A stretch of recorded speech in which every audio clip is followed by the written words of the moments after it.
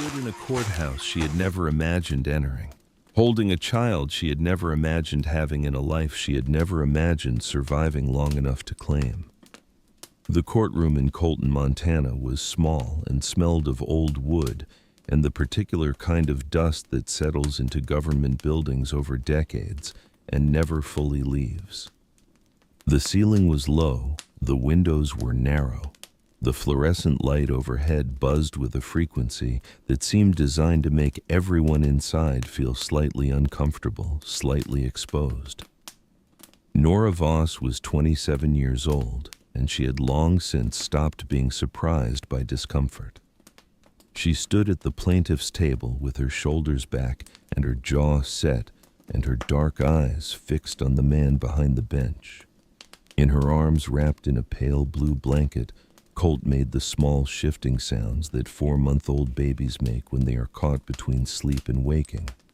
His fist was curled beneath his chin, his breathing was slow and even. He had no idea where he was. Across the aisle, Harlon Voss sat with his attorney, a thin man in a suit that was slightly too large for him. Both of them radiating the particular kind of confidence that comes from never having been held accountable for anything. Harlon was in his mid-50s, broad-shouldered and thick-necked, with hands that had never done a full day of honest labor and a face that had learned long ago how to arrange itself into an expression of reasonable concern. He didn't look at Nora. The judge shuffled papers. The courtroom was quiet except for the buzzing light and the soft breath of the child. Then Nora spoke. Her voice was low and steady and carried into every corner of that small room without effort, the way the voices of people who have survived real things tend to carry. "This is my home," she said. "I earned it." 12 months earlier, she had been standing in the rain at the end of a road the rest of the world had apparently forgotten existed. The valley had been dark, the mountains around it darker still. The kind of darkness that does not feel empty but full pressed in on all sides by pine and stone, and the particular silence of high country that has no patience for human noise. The rain had started gently the way mountain rain always starts, and then decided it was done being gentle. Nora had been walking for 3 hours. Her boots were soaked through. The canvas bag she carried over one shoulder had absorbed so much water that the strap was cutting into the muscle where her neck met her shoulder, and she had stopped noticing the pain, the way you stop noticing a sound that has been going on too long. She had eaten half a granola bar somewhere around mile 4 and had been rationing the other half since telling herself she would eat it when she found somewhere dry to sit. She had not found anywhere dry to sit. The ranch appeared around a bend in the road, the way things appear in the mountains at night, suddenly and without warning, as if the darkness itself had decided to step aside.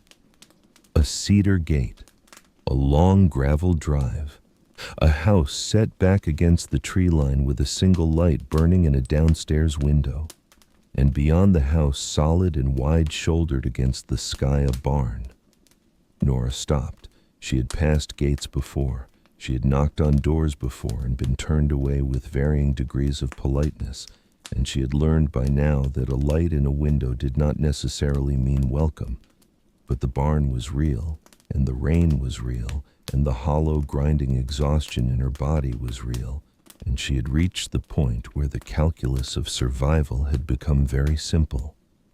She pushed the gate. The man was already outside. She did not see him at first. He was standing against the fence post on the far side of the gate, leaning there in the rain with the particular stillness of someone who has spent enough years in the outdoors to stop being bothered by weather. He was wearing a canvas jacket and a battered, wide-brimmed hat, and he was watching her the way a man watches something unexpected cross his land.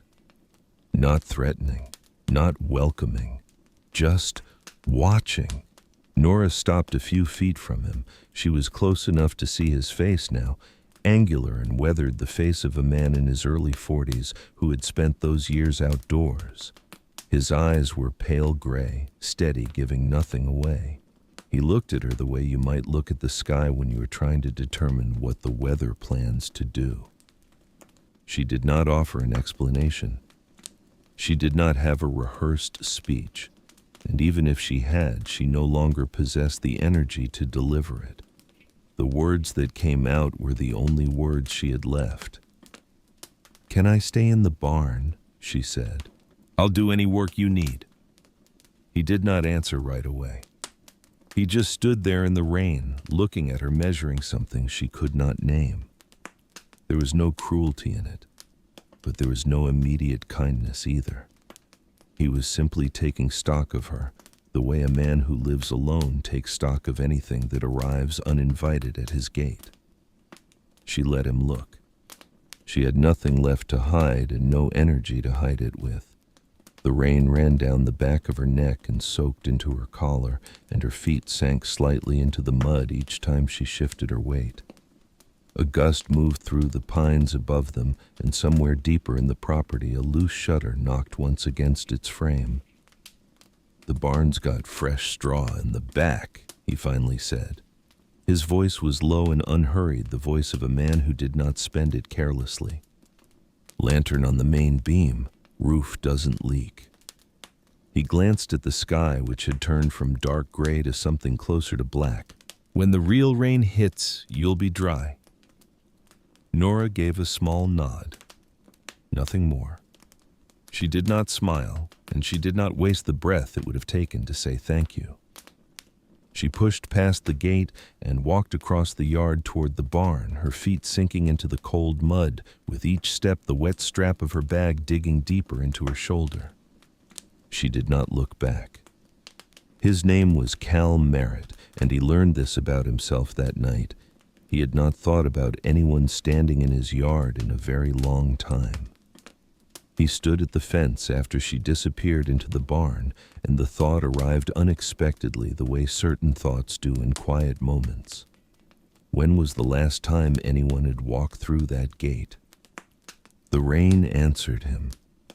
It came down suddenly in a full, heavy sheet that hammered the tin roof of the barn and turned the gravel drive into a shallow river and sent him retreating across the yard to the house at a jog. He slid the bolt on the back door and stood in the kitchen for a moment in the dark dripping. He did not turn on the light right away. He stood there and listened to the rain on the roof and the way the house sounded with someone else nearby. Different. He could not have said exactly how, only that the silence had a different quality to it than usual, like a room that has been recently occupied. He finally turned on the light and put the kettle on and stood at the window looking out at the dark yard and the dim outline of the barn where a thin thread of lantern light had appeared in the gap beneath the door. Cal Merritt was 43 years old and had been alone on this property for nearly 3 years. He had not planned it that way. He had not planned any of the shape his life had taken in those 3 years. He was a man who had grown up believing that plans were what separated a hard life from a wasted one. And then life had rearranged itself without consulting him, and he had been left standing in the wreckage of everything he thought he understood. Vera had died on a March morning that had started cold and clear and turned brutal without warning. The baby had come 6 weeks early, and the road down to the valley had been washed out by an ice melt that had no business happening in March. He had driven with his hands locked on the wheel and his teeth clenched together, talking to her the whole time, keeping his voice level and steady, while every mile of that road felt like it was being measured in heartbeats. She had been conscious when they reached the hospital. She had looked at him and squeezed his hand, and he had told her they were going to be all right. He had driven home alone the next morning in a truck that still smelled of her. After that, the ranch had begun to slowly dismantle itself, or perhaps it was more accurate to say that he had stopped holding it together. The garden went to weeds. The livestock went to auction one trailer load at a time. The The fences sagged and the porch boards softened, and the kitchen accumulated the particular kind of quiet disorder that comes from a single person not caring enough to address it. He had kept the horse, the old buckskin named Decker, out of something that was either loyalty or inertia. He was no longer certain which. He had kept himself alive more or less out of a similar combination. The nearest neighbor was 4 miles down the valley. The town of Colton was another 11 beyond that. Weeks would pass without a single vehicle on the road below, and Cal had reached a point where the isolation no longer registered as loneliness. It had simply become the temperature of his life, something you adjusted to something you stopped measuring, because measuring it only made it worse. He drank his tea standing at the kitchen window and watched the rain until the lantern light in the barn went out.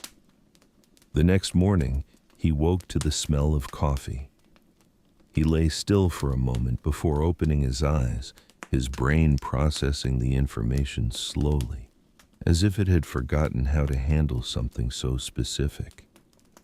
The smell of coffee made on a wood stove is different from any other kind of coffee. It carries with it something that instant coffee and drip machines cannot replicate: a depth, a slight bitterness, a warmth that seems to come from the process itself rather than just the beans. It is a smell that belongs to kitchens that are actually used. He had not made coffee in the mornings for months. He got up, pulled on his work pants and his boots without sitting down, a habit so old it no longer required thought, and walked down the hall to the kitchen. She was standing with her back to him at the wood stove, tending the fire with one hand, while holding the handle of a pot he had not known was still functional. She had started the fire with wood from the pile outside, wood that was still damp from the previous night's storm. Getting a fire going in damp wood is not a simple thing. It requires patience and attention and a particular kind of stubbornness. The fire was burning steadily. The kitchen table had been changed in some way he could not immediately identify. Then he saw it. An old rag he used for wiping down tools had been washed and wrung out and folded neatly in the center of the table as if it were a cloth. On top of it sat a mug of coffee and a piece of cornbread, the kind made from scratch, dense and slightly golden. The cornmeal had been in a bag in the back of the pantry for so long he had stopped remembering it was there. He stopped in the doorway. She heard him and turned, not startled, not rushed, just turned and looked at him with those dark eyes, calm and direct, carrying no apology and no performance. "Good morning," she said. Her voice was quiet even. "I found cornmeal in the back of the pantry, made some bread. I hope that's all right." He looked at the kitchen, then the table, then finally at her. "It's all right," he said. He sat down and took the mug in both hands and drank. The coffee was strong and honest and had that particular taste that only comes from a wood stove. He drank it slowly, his eyes on the table, not because he had nothing to say, but because he had learned over 3 years of solitude that there was no reason to fill silence, just to fill it. She did not fill it either. When he finished, she was washing the pot in the basin with her back to him, and she said without turning around, "My name is Nora. I came up from the southern part of the state. I don't have family down there anymore." He nodded, though she wasn't looking at him. "Cal," he said. "I know," she said. "It's on the mailbox." He almost said something else. He didn't. He stood up, took his hat from the hook by the door, and went out to start the morning. From the kitchen window a while later, she watched him cross the yard toward the pasture fence with a post driver over his shoulder. He moved with the deliberate, unhurried gait of a man who has spent enough years doing physical work that his body no longer bothers calculating the effort in advance. She went to find the broom. It was leaning against the outer wall of the barn, where it had apparently been leaning long enough for moss to begin forming on the lower part of the handle. She took it anyway and began sweeping the yard, working slowly from the gate inward, gathering the pine needles and small branches the storm had deposited across the gravel and packed earth. The chickens moved irritably out of her way and then circled back to investigate what she had disturbed. She swept the way she had always done things, steadily and without stopping, because she had learned early that stopping invites the mind to start talking, and her mind had things to say that she was not ready to hear. The yard took an hour. The chicken coop took another 30 minutes, gathering eggs that the hens had scattered across the dirt floor, scrubbing out the water dish, spreading fresh straw from the bale inside the barn door. By the time she returned to the kitchen to start on lunch, the sun had burned through the cloud cover and was warming the mud in the yard into something that smelled alive. Cal came back around noon and stopped in the doorway of the kitchen. She was at the stove again, working with the beans she had found soaking in a clay pot since early morning and some dried garlic hanging from a nail above the window. "There's a garden out back," he said. "Or there was. I haven't kept it up." "I saw it," she said. "Green onions still come up on their own along the south side. Wild ones." She glanced at him over her shoulder. He was already turning back toward the yard. "I'll find them," she said. Lunch was beans over rice with the wild green onions and 2 scrambled eggs from that morning. They ate across from each other at the small kitchen table, and the silence between them was the same as it had been at breakfast, not empty but settled. It was the silence of 2 people who had both in their own ways been through enough to understand that words were not required to prove the presence of another person. Halfway through the meal, she set her fork down and pressed her hand briefly against her stomach. It was a small gesture there and gone in a second, the kind the body makes before the mind can intercept it. She raised her eyes. Cal was looking at her, not staring, just looking the same way he had looked at her the previous night at the gate, that quiet, steady attention that gave away nothing but missed nothing either. They held each other's gaze for one moment. Then Nora picked up her fork and continued eating. He did the same. But something had settled onto the table between them, weightless and undeniable, a truth that neither of them named, but that both of them felt take up its seat and stay. That afternoon, he repaired a section of corral fence that had been down since the previous winter. He worked steadily, driving posts with focused, repetitive effort, his mind elsewhere in the way a working man's mind goes when his hands are occupied and the rhythm of the labor has taken over. He thought about the woman in his kitchen, not in any way that surprised him or that he needed to examine carefully. He thought about her the way you think about something that has arrived in your life and shifted the weight of it quietly and without asking permission. He was not a man who put his nose into other people's business. Living in the mountains teaches you that. Everyone carries their own load, and the load belongs to the person carrying it. You don't ask. You wait. And if they want to set it down long enough to talk about it, they will. But there are some things a man who has paid attention to life cannot fail to recognize. He had seen that gesture before. The hand moving to the stomach before the mind knows it has moved. The particular kind of exhaustion that sits deeper than tired. The way she moved around the kitchen with care, not hurriedly, not straining, but with a caution that was not about the work. He had seen it with Vera. He drove a post into the earth and leaned on the driver and looked out at the creek far below in the ravine. The water caught the afternoon light and held it briefly before letting it go. 3 days passed in this way. She woke before the sun and lit the stove and made coffee and swept the yard and gathered eggs and fed the chickens. He woke to the coffee, put on his boots, met her in the kitchen. They ate. They worked their paths, crossing through the morning and early afternoon, close enough to be aware of each other without being in each other's way. She cooked from whatever the pantry offered, and the pantry, it turned out, offered more than he had realized because he had stopped looking at it with any real attention a long time ago. He began to look at it again. He also began to look at other things. The garden behind the house, which he had not touched in 2 seasons.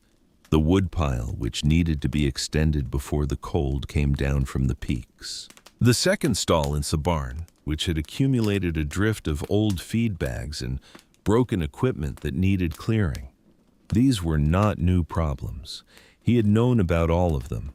He had simply not found a reason to address them. He found himself addressing them. On the 4th morning, he came into the kitchen to find Nora already at the table instead of at the stove. She was sitting with both hands around a glass of water, not drinking it, just holding it.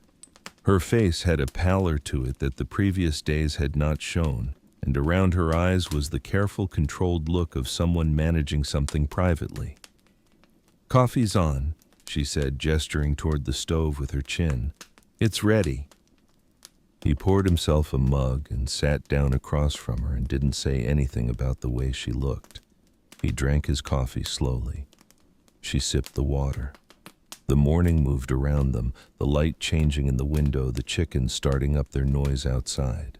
After a while, she stood and went to the stove and began making the cornbread. He watched her from the corner of his eye. She worked slowly, more slowly than usual, and at one point she stopped and gripped the edge of the counter with one hand and breathed steadily through her nose for a long moment. Then she continued. He went out to start the morning and said nothing. On the 5th day, she went down to the creek to wash laundry. The trail to the creek dropped steeply through the ravine, a narrow path cut through tall grass and exposed tree roots that had grown across the dirt like old fingers.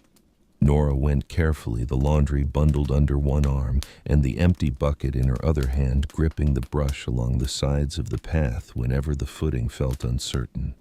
The creek was exactly what it should have been.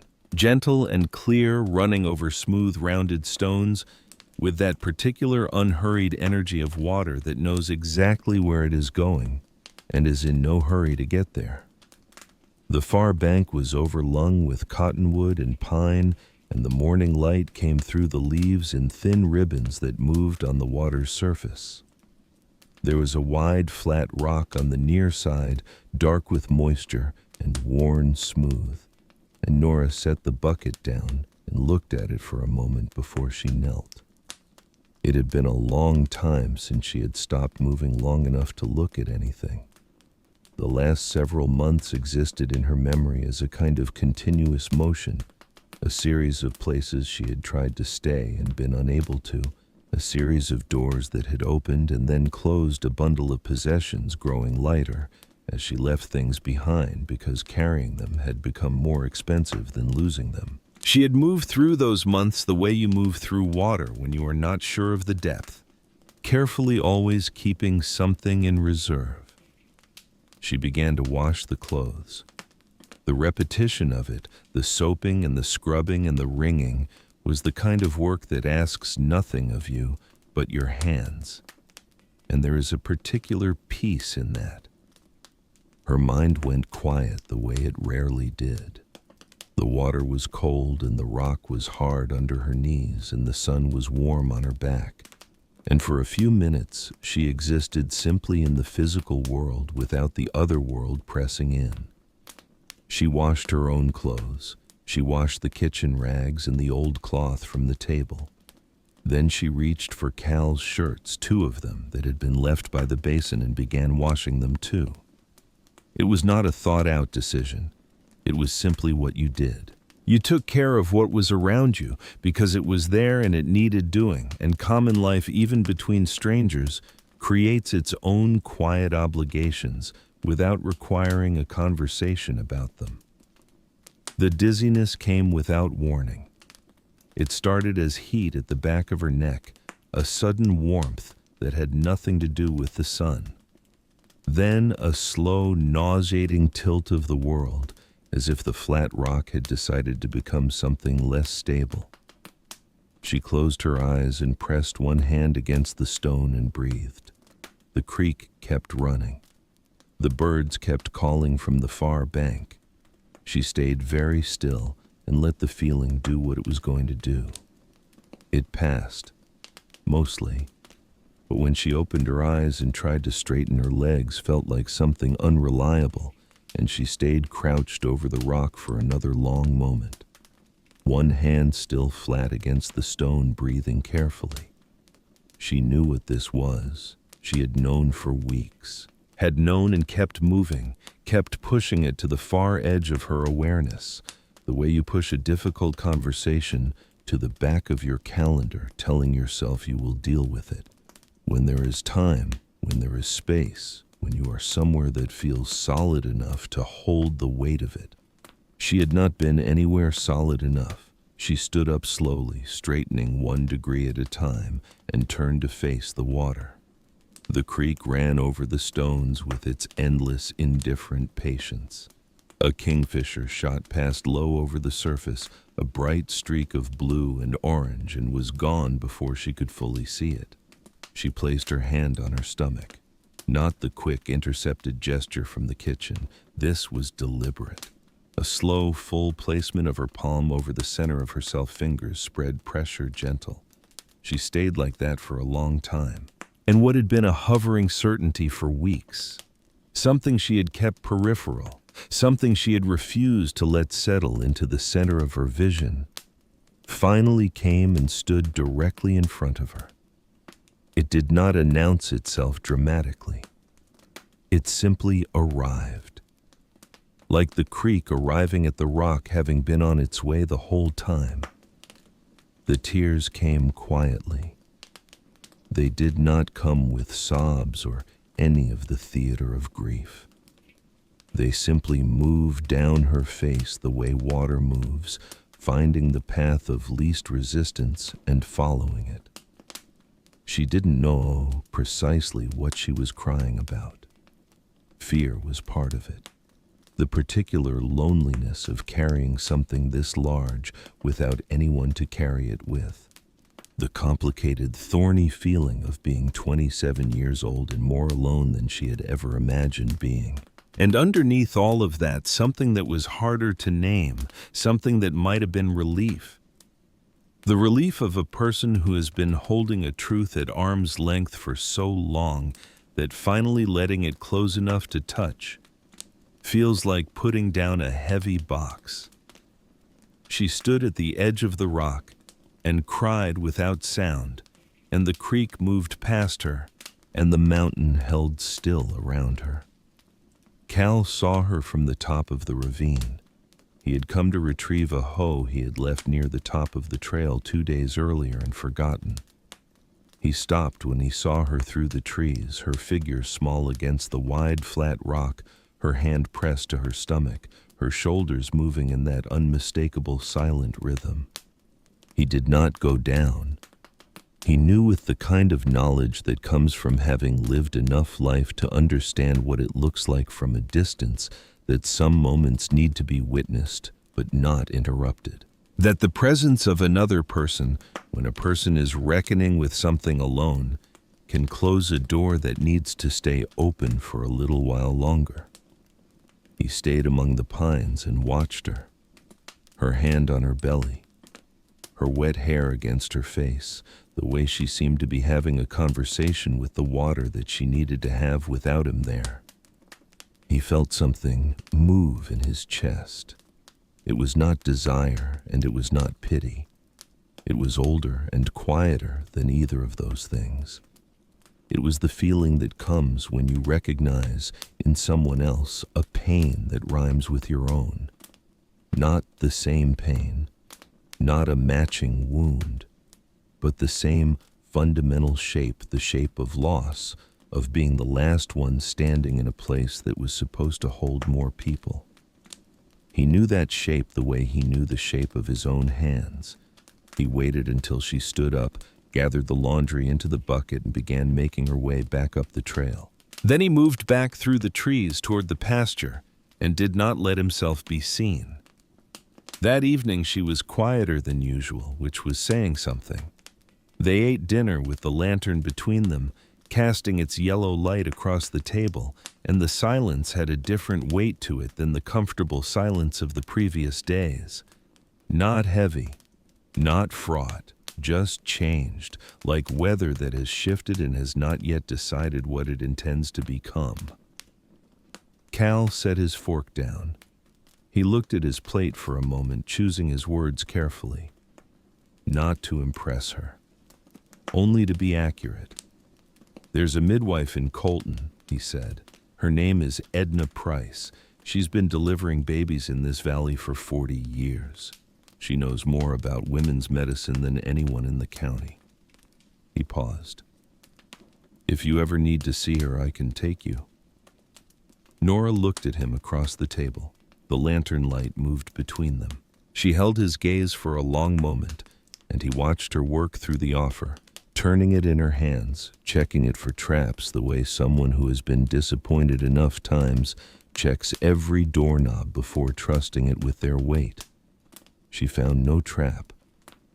"Okay," she said quietly. He nodded and picked up his fork. The silence that returned to the table was different from the silence that had left it.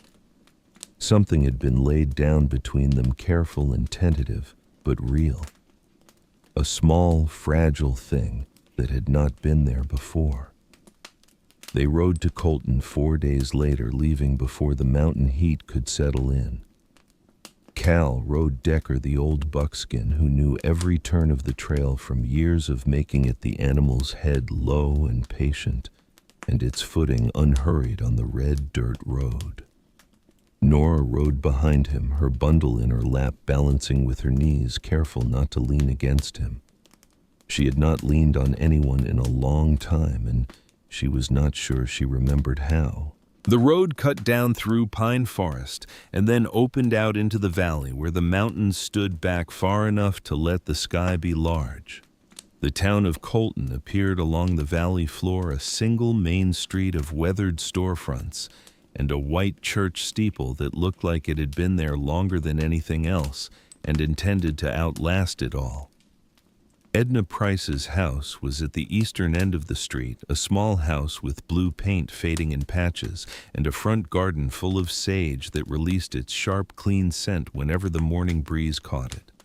From inside came the smell of beeswax and lavender and the deeper, warmer smell that old houses accumulate over years of use. Edna herself was in her mid-70s, white-haired, small, with a denim work apron that appeared to be a permanent garment, and hands that were large for her frame, the hands of someone who had spent 70 years kneading and harvesting and steadying. Her eyes were the sharpest thing about her. When Nora walked through the door, those eyes took one full look at her and found everything they needed to find before Nora had crossed the threshold. "Sit down," Edna said. Not unkindly, just with the efficiency of someone who has no interest in preamble. Nora sat, and without Edna asking a single question, the words began to come. They came out haltingly at first, catching on themselves, backing up, starting again. The mother who had died when Nora was 19, Harlon, who had come into their lives 2 years before that and never left, who had treated the house as his property, and Nora as an extension of it, a useful thing that could be managed until it became inconvenient. The day 3 months ago when he had handed her a bag and 2 days in a tone of voice that made clear no appeal would be heard. The months of moving and being turned away and moving again, carrying less each time until she had arrived at a fence post in the rain with nothing but a canvas bag and one sentence. Edna listened without interrupting. Not a single word, not even a sound of acknowledgement.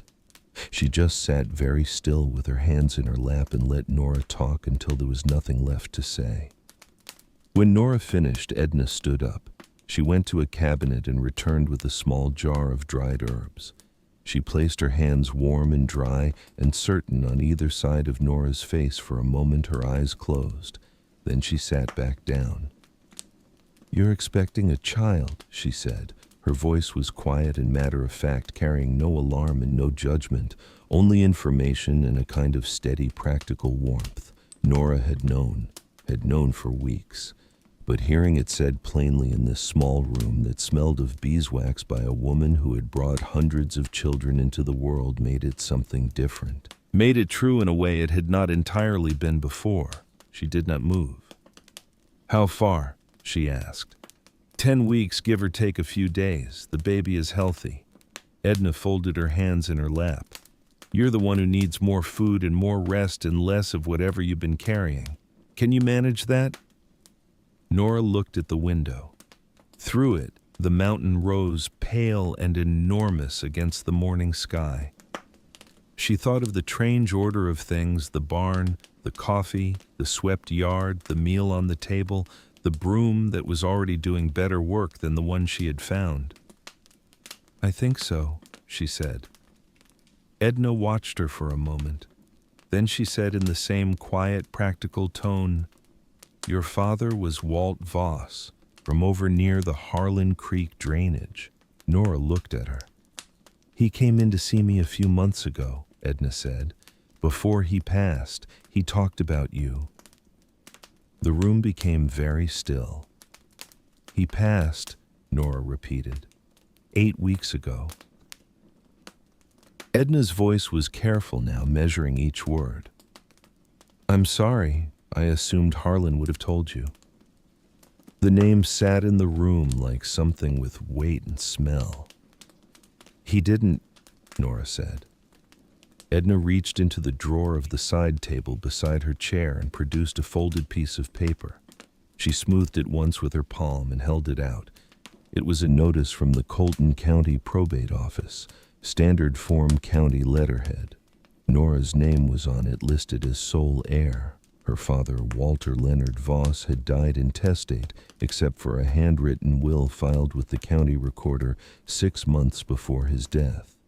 The estate included 212 acres of land in the eastern drainage of Colton County, pasture and timber road access water rights on 3 creeks, the deadline for the heir to come forward and formally claim the inheritance 6 months from the date of death.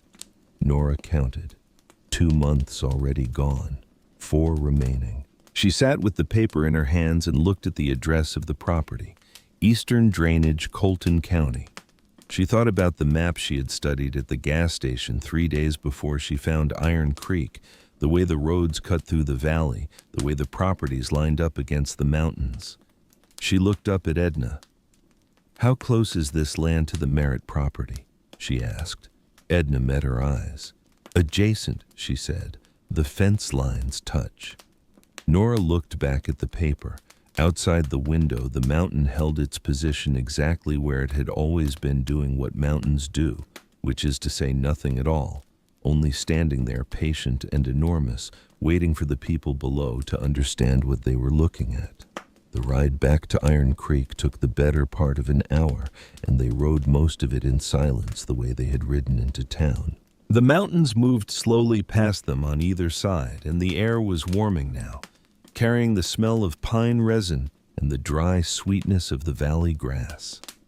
Near the turn in the trail where the ranch first becomes visible through the trees, Nora spoke. "I don't want to be in the way," she said. "If this isn't working, you can say so." Cal did not answer for a moment. Decker picked his way around a root in the trail without being asked. "It's working," Cal said. They rode a few more strides. "I'm pregnant," Nora said. There was a pause, not a long one, not the pause of a man surprised. "I know," Cal said. Nora turned her head slightly. "Since when?" "Since the first night." She faced forward again. The trees thinned and the ranch came into view. The house, the barn, the cedar gate, the long valley falling away below it in the amber light of the late afternoon. She looked at it and felt something happen in her chest, a loosening of something that had been wound tightly for a very long time. She didn't say anything else, neither did he. When they passed through the gate and he helped her down with one steady offered hand, she accepted it without ceremony and stood for a moment in the yard. The chickens moved around her feet. The smell of damp earth rising from the garden was exactly the smell it had been every other afternoon, honest and alive. She went inside to start dinner. Cal stood by the gate for a moment after she had gone, looking at the yard, at the raked gravel and the swept porch and the windows with the last afternoon light in them. He looked at the place where she had pushed through the gate 4 days ago, soaked to the skin and silent as stone, with nothing to offer but willingness and nothing to ask for but shelter. He looked at it for a long time. Then he turned toward the pasture to put Decker up for the evening. That night, after the dishes were done and the fire had settled to coals and the house had gone quiet, a set of headlights appeared at the far end of the road that ran below the ranch. They moved slowly without urgency, following the line of the fence. Then they stopped. The light sat there in the darkness at the end of the road, not moving forward, not turning around, just sitting, engine off, no one getting out, just watching. Cal saw them from the kitchen window when he went to close the shutter against the night cold. He stood there for a moment looking at the lights, his hand still on the latch. Then he closed the shutter. But he did not sleep easily that night, and long after the lights had gone and the road below was dark again, he lay in the quiet of the house and listened to the sound of the creek moving in the ravine, patient and constant, telling its story to anyone willing to be still enough to hear it. Harlon Voss arrived on a Tuesday morning, which was the kind of morning that had no business hosting what he brought with it.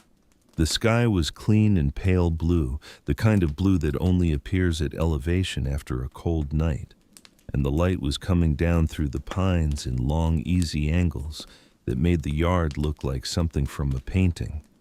The chickens were out. The coffee was done. Nora had been in the garden since just after sunrise, pulling the persistent weeds that kept reclaiming the south bed no matter how many times she cleared them, and there was a quiet satisfaction in the work that she had not expected to find and was careful not to take for granted. She heard the truck before she saw it. It came up the drive slowly, a dark green pickup that was newer than anything else on the property and too clean for the road it had just traveled. It stopped on the far side of the cedar gate, and the door opened and Harlon stepped out. He looked older than she remembered. Or perhaps he simply looked different now that she was seeing him from the other side of everything that had happened.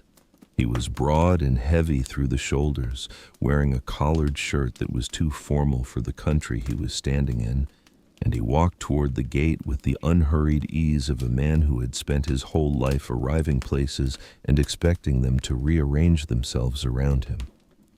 He had a folder under his arm. Nora. His voice was warm, not genuinely warm, but the practiced version of it, the warmth of a man who had learned that warmth was an efficient tool. I've been trying to find you for weeks. I'm glad you're safe. She stood in the garden with her hands still dirty from the weeding and looked at him over the fence. She didn't move toward him. Harlon, she said. Cal came out of the barn behind her and stopped at the edge of the yard, leaning one shoulder against the doorframe. He didn't say anything. He was simply there the way a fence post is simply there. Harlon noticed him, assessed him in a single glance, then returned his attention to Nora with the practiced smoothness of a man who did not let minor inconveniences redirect his focus. I've got some paperwork here from the county, he said, producing the folder and holding it out across the top of the gate. It's just formalities. Your father's estate has a few loose ends that need to be tied up before everything can be settled. You sign here, and the county closes the file. There might even be a little money in it for you. Nora walked to the gate. She took the folder. She opened it. She read slowly the way she had learned to read important documents, starting at the top and not skipping anything. Not letting the length of it or the density of the legal language push her eyes toward the signature line before she had worked through every word above it. It did not take long to find what she was looking for. The line she was meant to sign was not at the bottom of a distribution form. It was at the bottom of a document titled in plain language that the legal formatting could not obscure a voluntary relinquishment of inheritance rights. She closed the folder. She held it out across the gate to Harlon, and when he reached for it, she didn't let go immediately, just held it there for one long, level moment while she looked him in the eye. "No," she said. Harlan's hand closed around the folder. His expression did not change. That was one of his skills, keeping the face neutral while the adjustment happened somewhere behind it, moving pieces around without showing the board. "Nora, it's just, I read it," she said. "I know what it is." She turned and walked back toward the garden. Behind her, she heard Harlan start to say something else, and then she heard Cal's voice, quiet and final as a gate closing. "She gave you her answer," Cal said. "Road's that way." There was a pause. Then the sound of the truck door opening and closing and the engine turning over and the truck reversing back down the drive with the slow, unhurried arrogance of a man who has decided that retreating is not the same as losing. Nora kept weeding until the sound of the engine had faded completely down the valley road. Then she sat back on her heels and looked at the dark mountain soil in her hands and understood with the clarity that sometimes only arrives after the moment has passed how much danger she was in. She gave herself the rest of the morning to think. She moved through her chores with her hands and let her mind work on the problem the way you work on a knot, not forcing it, just finding each strand and following it to where it led. By the time she sat down to lunch, she knew what she needed to do. She didn't tell Cal at the table. She ate her meal and listened to the creek and let the afternoon establish itself around them.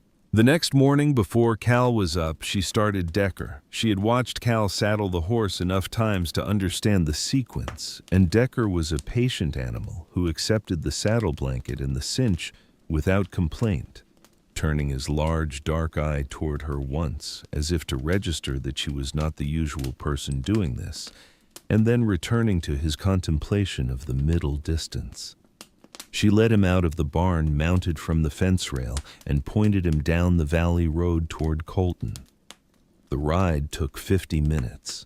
She found the law office on the east side of Colton's Main Street, a small storefront with a hand-lettered sign that said Garrison and Associates, so the Associates portion seemed optimistic for a room that contained one desk, one bookshelf, and one man in his early 60s named Philip Garrison, who wore reading glasses on a cord around his neck and looked up at her over them with the measured expression of a man who had been practicing country law long enough to be surprised by almost nothing.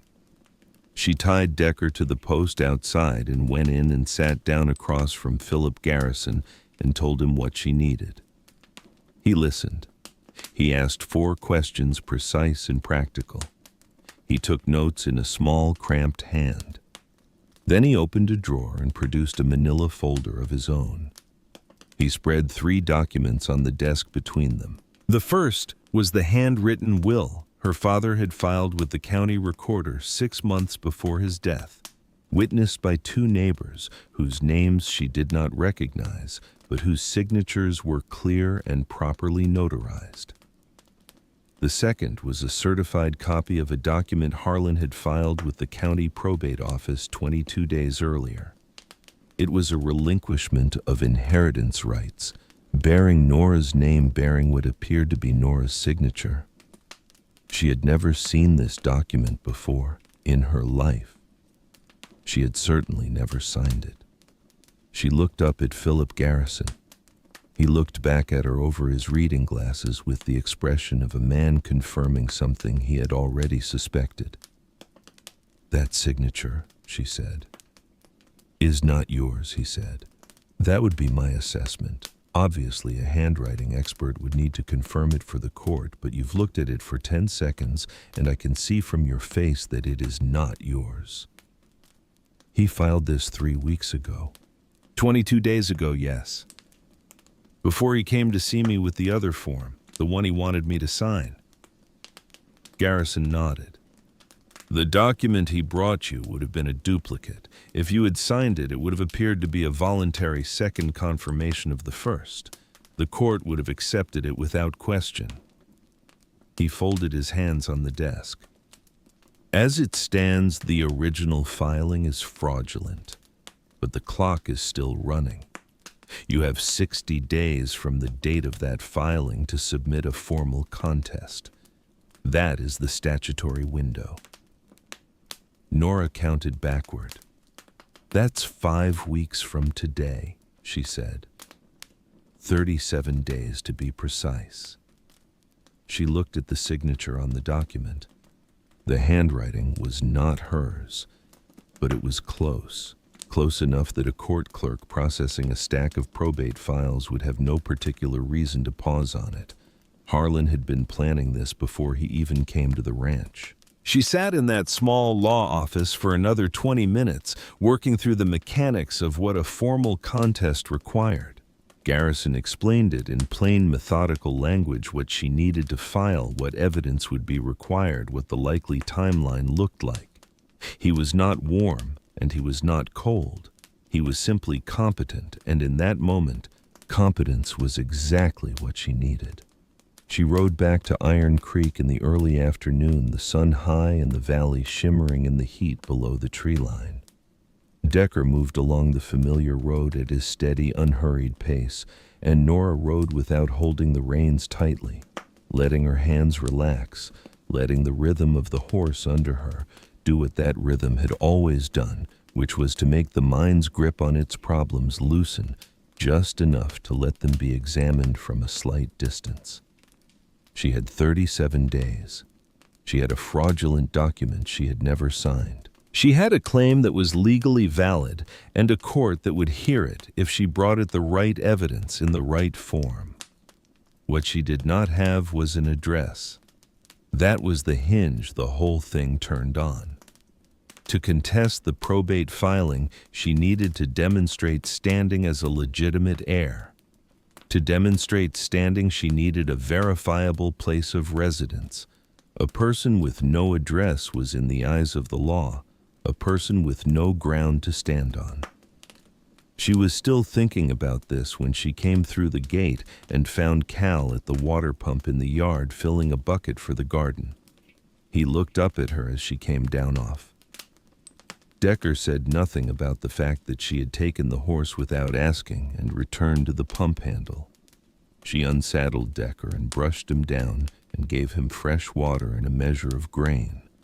Then she came and stood at the edge of the garden where Cal was working the water into the dry soil around the bean rows. "I went to see a lawyer in Colton," she said. Cal set the bucket down. He straightened and looked at her. "Harlon filed a forged relinquishment in my name 22 days ago," she said.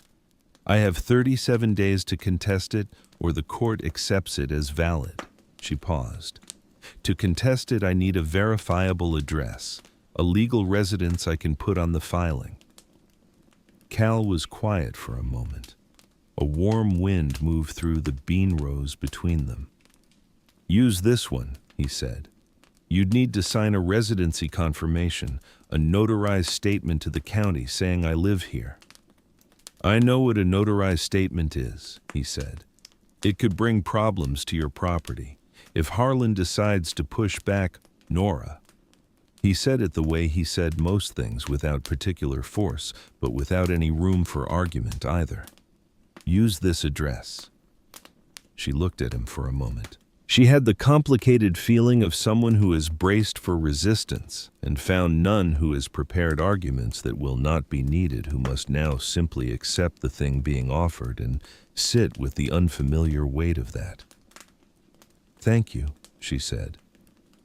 He picked up the bucket and moved to the next row. She went inside to start dinner. The weeks that followed had a specific texture to them, different from the easy rhythm of the first days. There was still the coffee, still the morning chores, still the shared meals and the productive silence between two people who had learned each other's patterns well enough to move through the same spaces without collision. But beneath all of it ran a current of something tense and unresolved, the way a river runs differently when there is more water in it than usual, still moving in the same direction but pressing harder against its banks. Nora worked on the contest filing in the evenings after dinner, sitting at the kitchen table with the papers spread before her, working through the forms with the deliberate care of someone who knows that a single error in a legal document can cost more than the time it would have taken to be careful. Cal would be in the chair by the window with a piece of tack he was mending or a section of fence map he was studying, and the lamp between them threw its circle of light across the table, and neither of them needed to comment on the fact that they were in the quiet way of people who have stopped requiring explanation from each other, keeping each other company. Cal's belly had been growing slowly, and now it was growing in a way that could not be hidden, not that she had been hiding it. She moved around the kitchen with the adjustments you make without entirely deciding to a slightly wider stance. A different angle when reaching a pause before bending that had not been there 2 months ago. Cal noticed and said nothing, but things happened. The heavy water bucket was always full when she got to the kitchen. The firewood materialized beside the stove each morning without ceremony. A broom appeared near the barn door one morning, lighter than the old one, its handle cut to a better length. She found it leaning there and stood looking at it for a long moment. Then she went into the dim quiet of the barn and stood with her back against the wall and breathed slowly and steadily and looked up at the old timber ceiling until she had herself under control. On a Wednesday evening, 3 weeks after her visit to Garrison's office, she filed the contest. She rode to Colton with the completed documents in a folder inside her jacket, left Decker at the rail outside the county building, and walked to the clerk's window. The clerk was a middle-aged woman with reading glasses not unlike Garrison's, and the efficient, unhurried manner of someone who has processed enough paperwork to find drama in none of it. She took the folder. She stamped the date. She gave Nora a receipt. That was all. Nora rode home through the long summer evening with the receipt folded inside her jacket pocket and the mountains pink and gold in the last light, and the road ahead of her, the road she now knew by its particular stones, and turns the road that led to the cedar gate and the smell of coffee and the sound of the creek. She thought about her father, about the 212 acres that sat adjacent to Iron Creek, that shared a fence line with it, that she had never seen, but that bore her name in a handwritten will filed by a man who had died thinking about her. She did not know enough about him to grieve him properly, which was its own kind of grief. She had not seen him since she was a teenager. He had left when she was young, and she had grown up in the long, complicated shadow of his absence, had spent years constructing a version of him from the gaps he left behind, which is the only way children can construct absent parents. He had thought about her. He had written her name in a will and filed it with the county and walked out of Edna Price's house after talking about her. He had, in whatever limited way he was capable of, tried to leave her something solid. She intended to keep it. It was the following Thursday night when the storm came. It announced itself all afternoon, the way mountain storms do, with a slow darkening of the western sky and a change in the wind that Cal had pointed out weeks ago. The shift in direction, the particular smell of cold water moving down from high elevation. By evening, the clouds had swallowed the peaks, and by 9 o'clock, the first thunder was rolling down the valley, with the deep, full-body resonance of sound produced at a great distance. Nora was in the barn when the rain started. She had gone to close the high window that let in the evening air, and she was standing on the stool reaching for the latch when the rain hit the tin roof with a force that seemed less like weather and more like a physical decision made by the sky. She got the window latched and climbed down and listened to the drumming overhead, and felt not for the first time the very specific comfort of being dry, while rain announces its seriousness above you. The comfort lasted approximately 10 minutes. Then the water started coming in under the south wall. It was not a flood. It was not dramatic, not a rush of water pushing through a broken board. It was a slow, dark line advancing across the dirt floor from the direction of the ravine, seeping in through the gap where the base of the south wall met the ground, silent and patient, and entirely indifferent to the straw and the stored equipment and the bedroll in the back corner. She watched it for a moment. Then she heard Cal's knock at the barn door, 3 sharp raps, and his voice above the rain. "Nora, open up." She opened the door. He was standing in the rain with a lantern, his hat and jacket, soaked water running off the brim in a continuous stream. "Creek's running over the lower bank," he said. "You can't stay in here tonight. Come to the house." She looked at the advancing dark line on the floor, then at the rain hammering the yard behind him, then at him. "I don't want to be in the way," she said. "You're not." He held the lantern up. "Come on." She gathered her bag and her papers and followed him across the yard. The rain hit her like a wall, and in 10 steps she was as wet as she had been the first night, and she thought briefly and without particular emotion that there was something almost circular about that arriving again at the house door with the rain behind her. Inside was dry and warm. The wood stove had been built up before he came out to get her, and the kitchen held that particular warmth that only a wood stove can produce, the warmth that seems to come from the room itself rather than from any one source. He led her down the hall to the room at the back. She knew which room it was before he opened the door. She had understood from her first week in the house that there was a room that stayed closed, that the house moved around it the way a town moves around a building that has been empty long enough to become simply part of the landscape. She had never asked about it, and he had never explained it, and they had both, by the unspoken agreement that governed their arrangement, let it be what it was. He pushed the door open and held the lantern inside. It was a modest room, with a bed and a window and a small chest of drawers. The bed was made up with a quilt, and even by lantern light, she could see the quilt was handmade, pieced from dozens of fabric scraps in blues and greens and a deep red, the kind of quilt made over a long winter by someone with patience and a steady hand and the intention of making something that would last. She looked at the quilt. "Sleep here," Cal said. "I'm just in the next room if you need anything." He set the lantern on the chest, pulled the door mostly closed, and she heard his footsteps down the hall. She sat on the edge of the bed. The rain was muffled from in here, pushed back to a sound like breathing, constant and even. She reached out and touched the quilt with her fingertips, feeling the careful seams, the small, precise stitches that held the pieces together.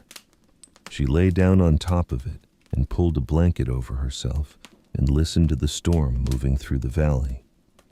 Her hand rested on her stomach, which was the shape now of something undeniable, which carried in it a small living person who had no idea that his entire existence was bound up in legal documents and fraudulent signatures, and a cedar gate in the Montana mountains, and a man in the next room who built fires for people who weren't his family, and cut broom handles to better lengths, and said nothing about any of it.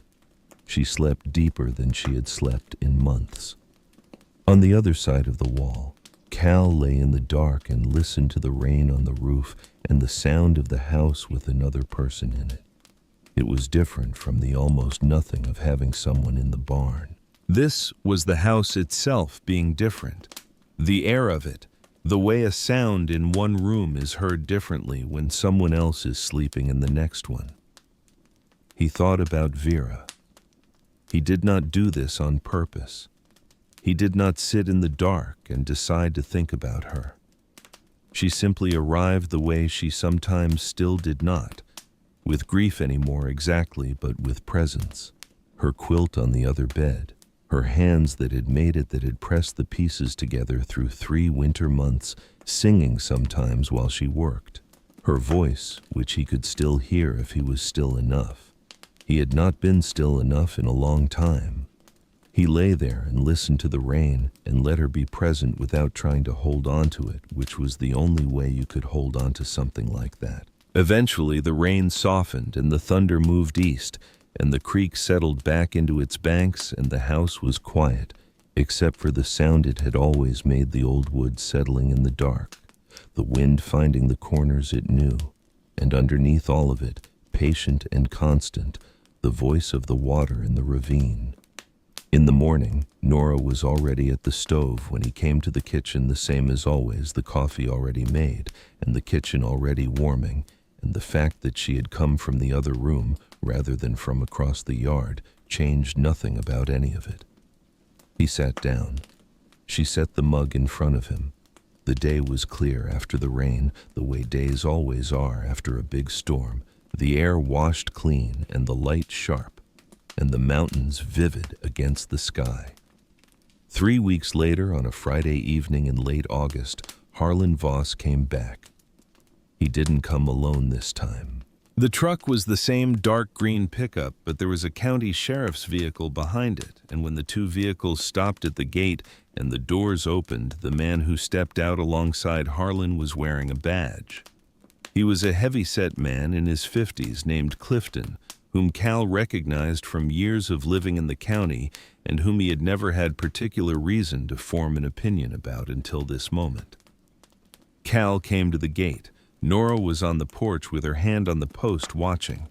Harlon let Clifton do the talking. The deputy sheriff's department had received a complaint, Clifton explained, from a property rights attorney acting on behalf of Harlon Voss, alleging that an individual named Nora Voss was residing at this address without the legal consent of the property owner, and furthermore, that said individual, as a person with no verifiable fixed address prior to establishing a fraudulent residency claim, did not meet the statutory requirements for claiming inheritance rights under the Walt Voss estate.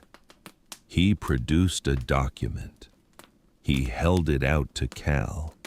It was an order requiring Nora to vacate the property within 72 hours pending a review of her residency claim.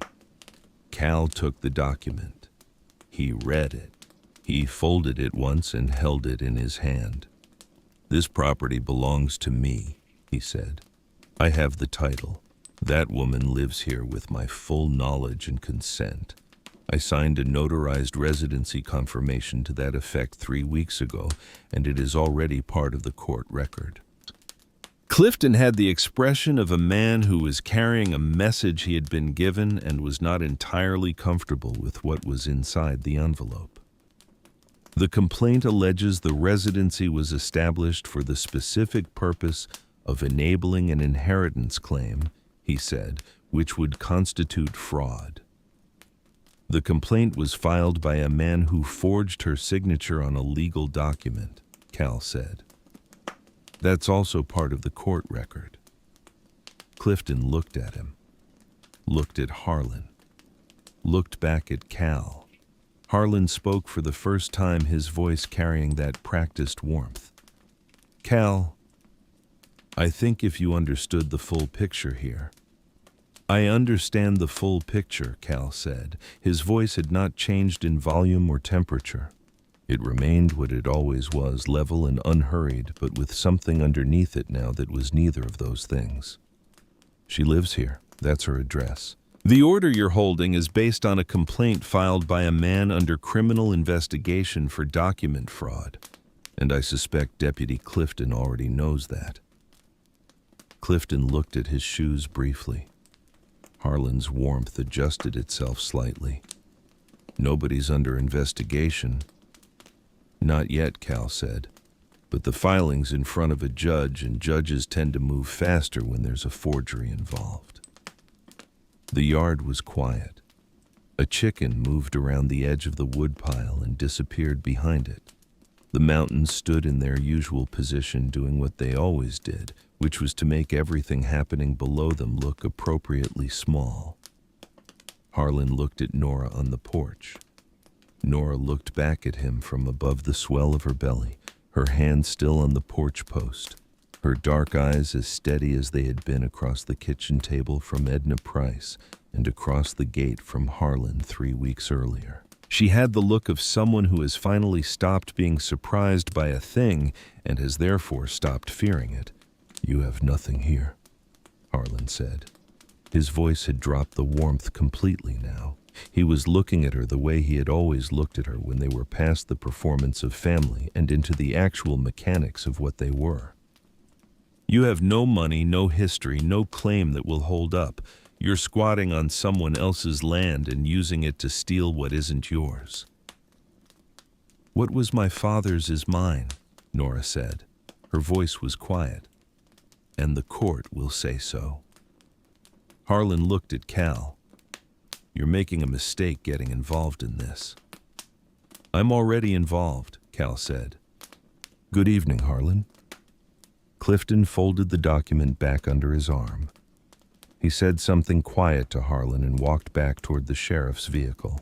Harlon stood at the gate for one more moment, his eyes moving between Cal and Nora with the particular look of a man doing calculations, and then he turned and followed. Cal waited at the gate until both vehicles had reversed down the drive and turned onto the valley road and their taillights had disappeared into the evening. He turned toward the house. Nora was still on the porch. She had not moved. The last light was sitting on the mountains behind the house, and it came down through the pines and caught the edges of things. The porch rail, the corner of the barn, the cedar gate. And in that light the ranch looked like something permanent, something that had been here long before any of them, and intended to be here long after. Cal crossed the yard and came up the porch steps.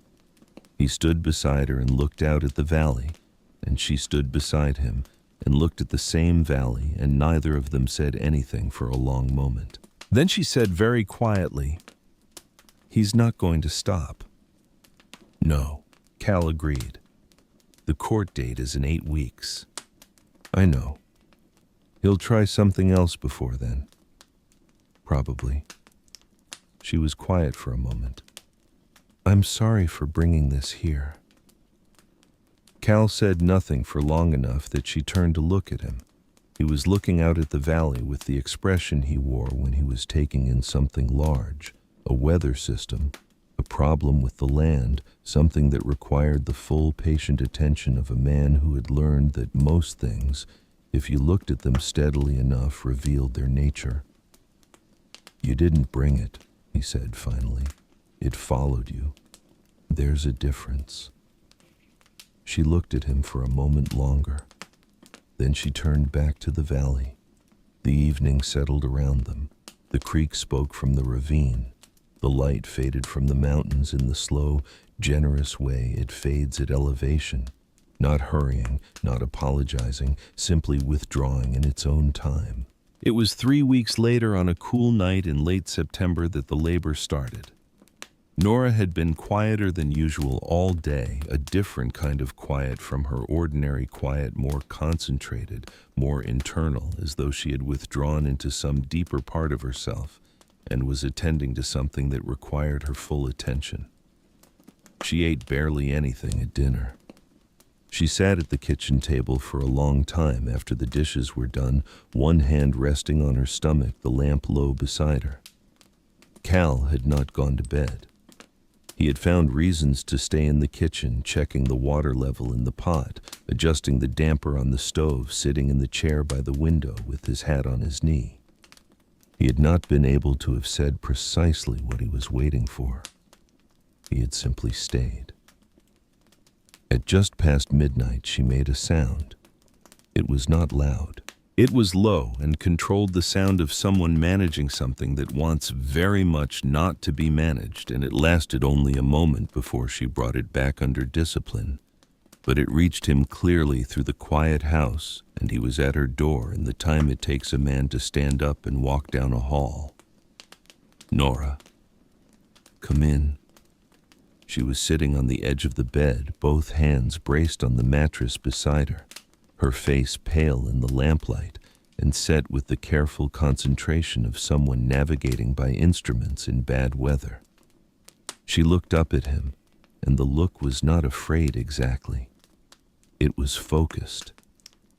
"It's been about 3 hours," she said. Her voice was tight but even. "I thought it might stop. It hasn't. Can you walk?" "Yes." "Get your coat. I'll get Decker." She started to say something, and he held up one hand. "You're not having this baby here without help," he said. "Put your coat on."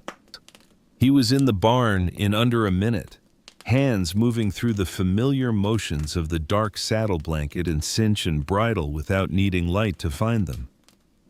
Decker standing patiently with his ears forward as if he understood that this was one of the moments that required patience. Cal led him out into the yard where the sky was enormous and cold and blazing with stars, the mountains black against it. Nora came out of the house pulling her coat over her shoulders, her bag in one hand. He helped her up without ceremony, her hand in his, and then he mounted behind her, his arms on either side of her hands taking the reins with the loose familiar grip of someone who has ridden this road in every weather and every light. He put Decker into a steady walk, and then when they reached the road and the surface evened out into something a degree faster. He could feel when the contractions came. He felt them in the change in her breathing, in the way her body went briefly rigid before returning to its working posture. He counted the intervals. He said nothing. He kept his eyes on the road and let Decker do what Decker knew how to do, which was to move forward at a steady pace and not be disturbed by darkness. The ride to Colton took 40 minutes. Edna Price's house was dark when they arrived, but there was something about the way it was dark that Cal recognized, not the deep darkness of a house fully asleep, but the surface darkness of a house where someone is alert beneath it. He knocked twice, and there was almost no pause before the light came on inside. Edna opened the door, still pulling her robe closed, and took one look at Nora's face and stood aside. "You," she said to Cal, "stay out here." He sat down on the porch steps. The town was silent around him. Colton, in the small hours of a fall night, was as quiet as anything he knew. The kind of quiet where you could hear the creek on the other side of town and the wind moving through the cottonwoods on the edge of the property, and if you were still enough, your own heartbeat. He sat with his hat in his hands and watched the stars move. The porch light threw a yellow circle on the steps below him. Beyond it, the night was very dark and very clear. Decker stood at the rail and dozed. Cal sat and waited and let the night be what it was. He had sat outside a hospital door once before on a March morning that had felt like the longest morning of his life, talking himself through each minute by promising himself the next one would bring a different sound from inside. He had sat and waited and told himself they were almost through it. The same words he had spoken to Vera on the road: "We are almost there. We are almost through this," and then the doctor had come out with a face that told him everything before a word was spoken. He did not think about that now. He sat on the steps in Colton in the dark and listened to the creek and felt the cold of the night on his face and waited. An hour passed. Then another. At some point after the second hour, a single coyote called from somewhere in the hills above town, a long, high sound that rose and then fell and then was answered from farther away, and Cal tracked both sounds until they stopped. Then, in the full quiet that followed from inside the house, came a cry, sharp and thin and clear. The cry of a new voice encountering air for the first time, announcing its arrival with the complete unself-consciousness of something that has only just arrived and has not yet learned to be anything other than itself. Cal closed his eyes. He sat very still on the porch steps in the dark with his hat in his hands and his eyes closed, and he let out a breath that seemed to come from somewhere very deep, from a place in his chest that had been holding it for 3 years without his full awareness of it. He let it go completely. Something moved in his face that he was not in control of. He let it move. There was no one to see, only the dark and the stars and the sleeping town, and for a moment he did not try to manage any of it. He sat and breathed and let the sound of that cry hang in the air where it had been, and then gradually was not absorbed into the night like all sounds eventually are. When Edna opened the door, she found him standing at the base of the steps, hat back on his head, looking out at the street. "A boy," she said. She was smiling in the way of a woman who has been present for hundreds of these moments and has never found a way to be casual about them. "He's healthy. She's doing fine. You can come in." He followed her through the hall into the back room. Nora was propped against the pillows on the narrow bed, her hair damp and her face carrying the particular exhausted radiance of someone who has just done the hardest thing and is only beginning to understand that they did it. In her arms, wrapped in a white cloth, was a very small person who appeared to be considering the world through barely open eyes. Cal stood in the doorway. Nora looked up at him, and the look she gave him was open in a way that he had not seen her look before. All the guards she carried, all that careful, necessary distance, were simply not there in this moment. She was just herself, tired and honest and present. "He's well," she said. "I heard him," Cal said. He came to the bedside and looked at the child. The small face, the impossible smallness of the hands, fingers barely longer than a thumbnail, curled loosely as if in preparation for something. He had dark hair, not much of it pressed flat against his head.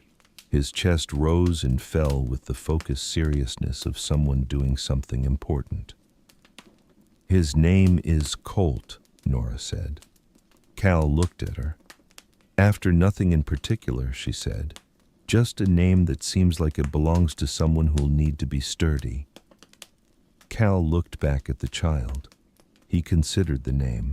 He thought about what a person grows into when they are given a name like that on a night like this in a county where the mountains have teeth and the roads wash out and the creek rises without warning. "It's a good name," he said.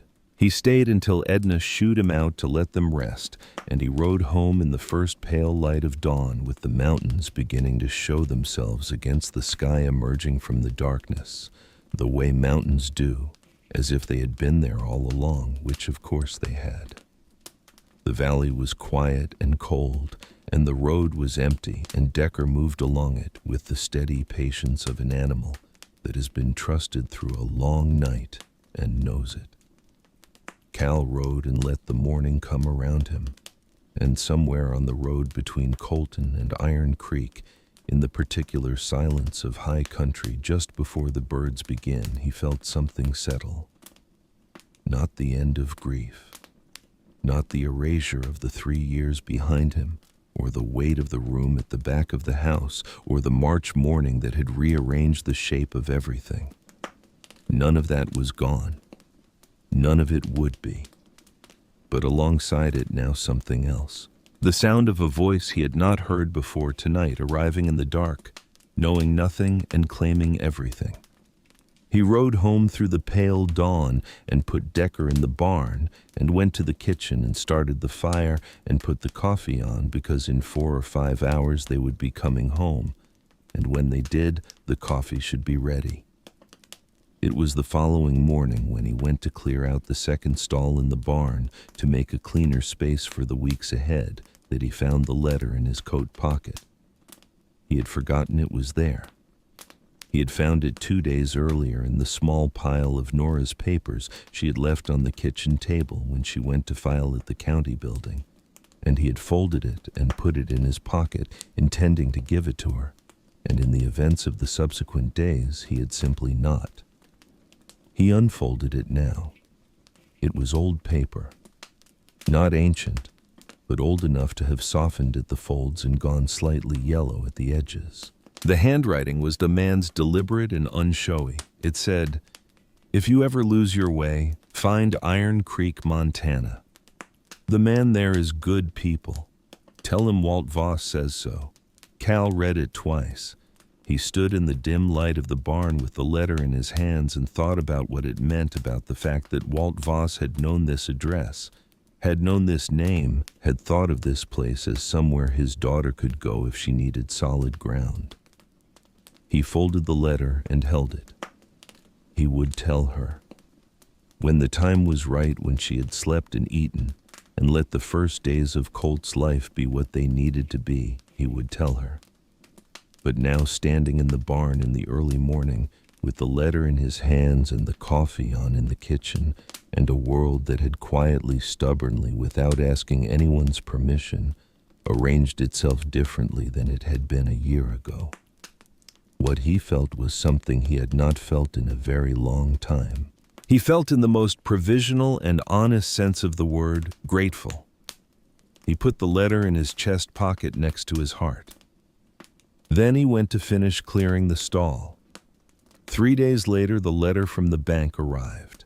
It came in the regular post-official county return address on the envelope, the kind of envelope that delivers information in the flat, neutral tone of institutions that deal in numbers and not in people. Cal stood at the mailbox at the end of the drive and opened it and read it. 3 years of missed mortgage payments. The sum was specific and large. The bank had been patient, or had appeared to be patient, which was a different thing. The patience had reached its end. He had 40 days to bring the account current, or the property would enter foreclosure proceedings. 40 days. He stood at the mailbox in the morning light and looked at the number, and then folded the letter back into the envelope and put it in his coat pocket. He looked up the drive at the house, at the barn, at the cedar gate he had built the summer before Vera died. He looked at the garden that was producing again for the first time in 2 seasons, and at the repaired fence line, and at the smoke rising from the kitchen chimney where the coffee was on, and where inside the house a woman and a child who had been here for almost no time at all had somehow made the place feel like what it was supposed to be. He looked at it for a long time. Then he turned and walked back up the drive, because there was work to do and the morning was not going to last forever, and whatever came next would come whether he stood at the mailbox or not. Colt learned the ranch before he learned anything else. He learned it the way all new things learn the world they have arrived in, through sensation and proximity and the particular intelligence of a body that has not yet developed the habit of overthinking. He learned the smell of wood smoke and the rough texture of the quilt beneath his cheek, and the sound of the wind when it came down from the peaks and pressed against the north wall of the house. He learned Cal's voice before he could understand a word of it, learned its depth and its unhurried cadence, and would turn his head toward it from across the room with the focused attention of someone tracking something important. The first weeks were the weeks of small adjustments and quiet rearrangements. The second stall in the barn became a clean, dry space with fresh straw and a wooden shelf Cal had built without comment and without being asked. The kitchen took on a different rhythm, governed now by the needs of a person who could not yet negotiate his own schedule and had no interest in accommodating anyone else's. Nora moved through it all with the efficiency of someone who had been preparing for difficulty her whole life and had found that actual difficulty when it arrived was something she could manage. She did not stop working on the contest filing. She worked on it in the evenings when Colt was down spreading the papers across the kitchen table by lamplight, going through each document with the methodical patience of someone who understands that a case is built the way a barn is built. One board at a time, each one needing to be true before the next one can rest on it. Garrison had given her a framework. She had given it detail. The handwriting analysis report had come back from the expert in Missoula 2 weeks after she filed 12 pages of careful technical language that arrived at its conclusion plainly. The signature on Harlon's fraudulent filing was not Nora Voss's signature. The letter formation was inconsistent. The pressure distribution was wrong. The angle of the pen at specific points in the cursive loops did not match the known exemplars she had provided. It was not her name.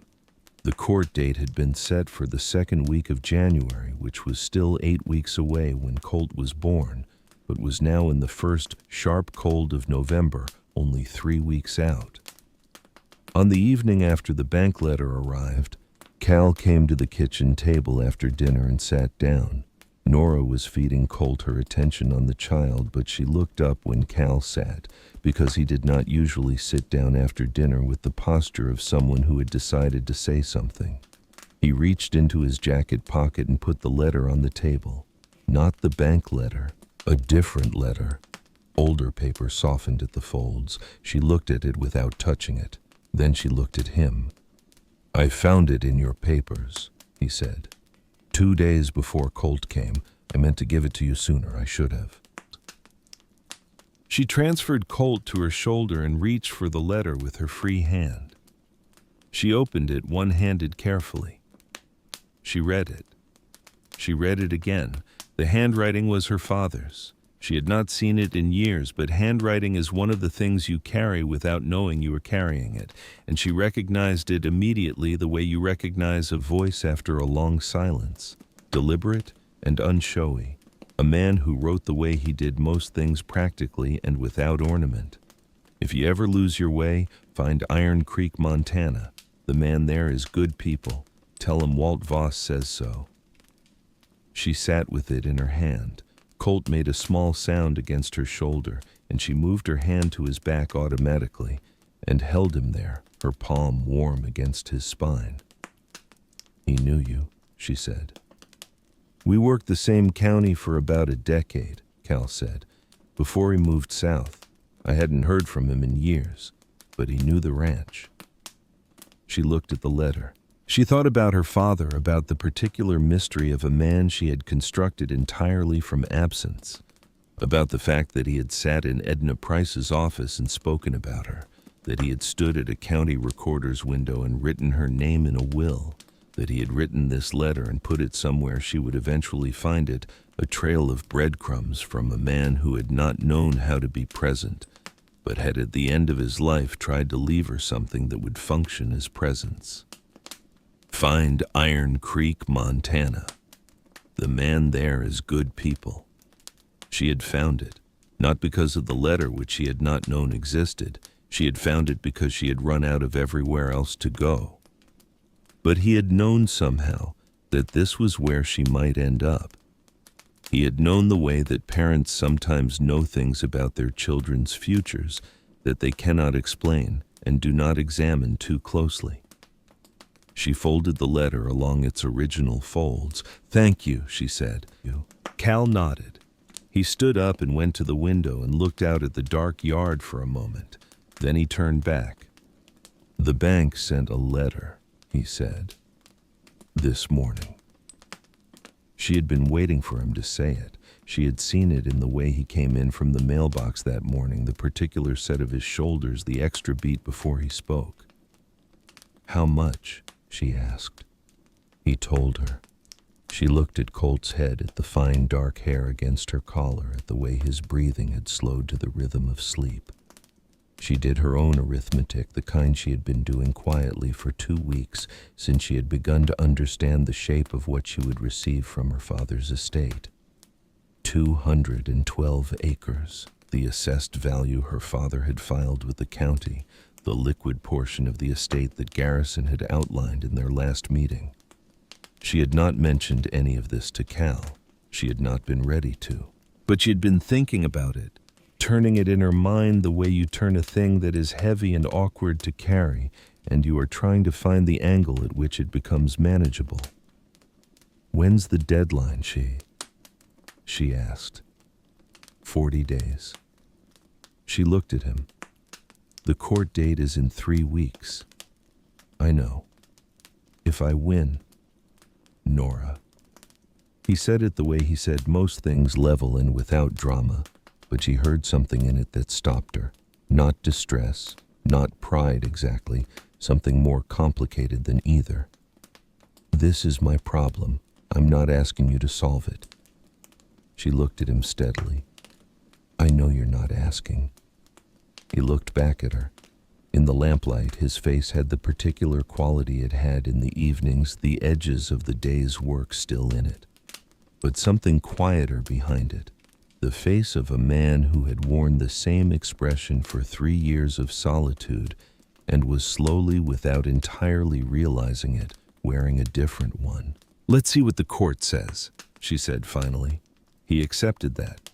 He went to the window again and then turned toward the hall. He stopped in the doorway.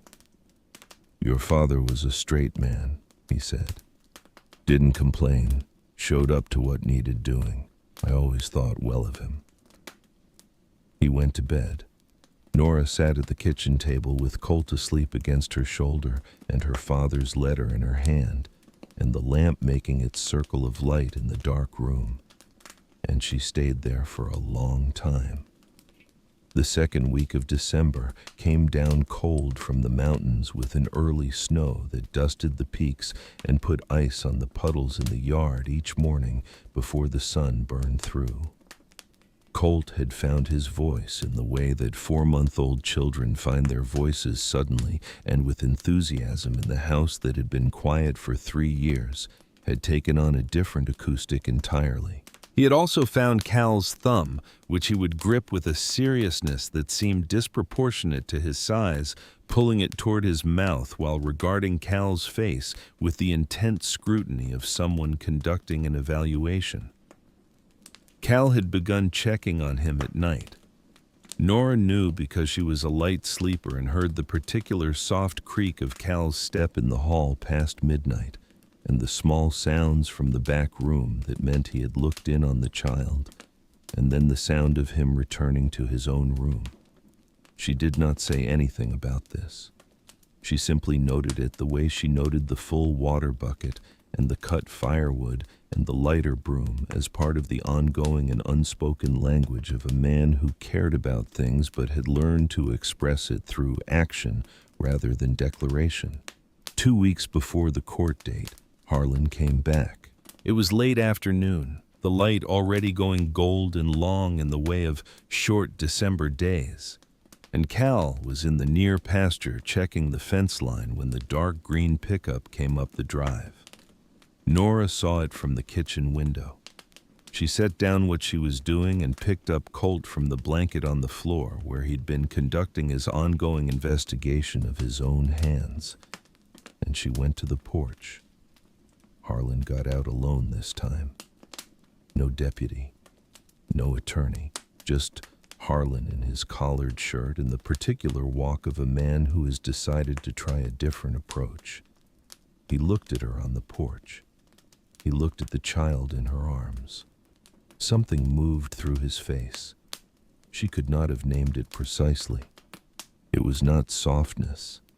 It was more like a recalculation, the expression of a man who has encountered a variable he had not fully accounted for and is adjusting the equation. Nora.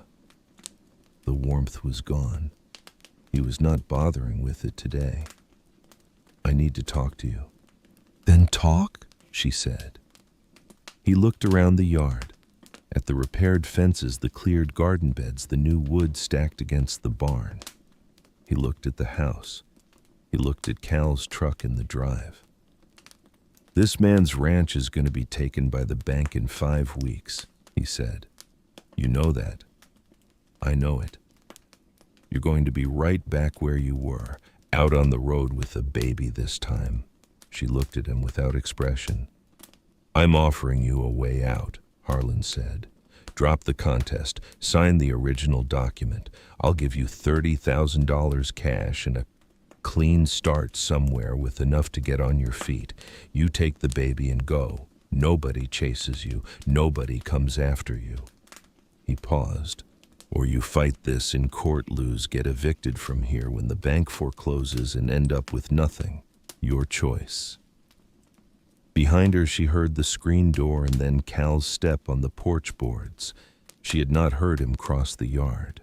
He had come up from the pasture through the back the way he sometimes did, and he was standing at the edge of the porch now with his work gloves in his hand, reading the scene in front of him in the quick, economical way of a man who has walked into situations before and learned to assess them fast. He looked at Harlon. He looked at Nora. She felt in that moment the particular weight of being seen. Not observed, not assessed, seen in the way that requires the person doing it to actually be present, to actually look at you rather than through you or around you.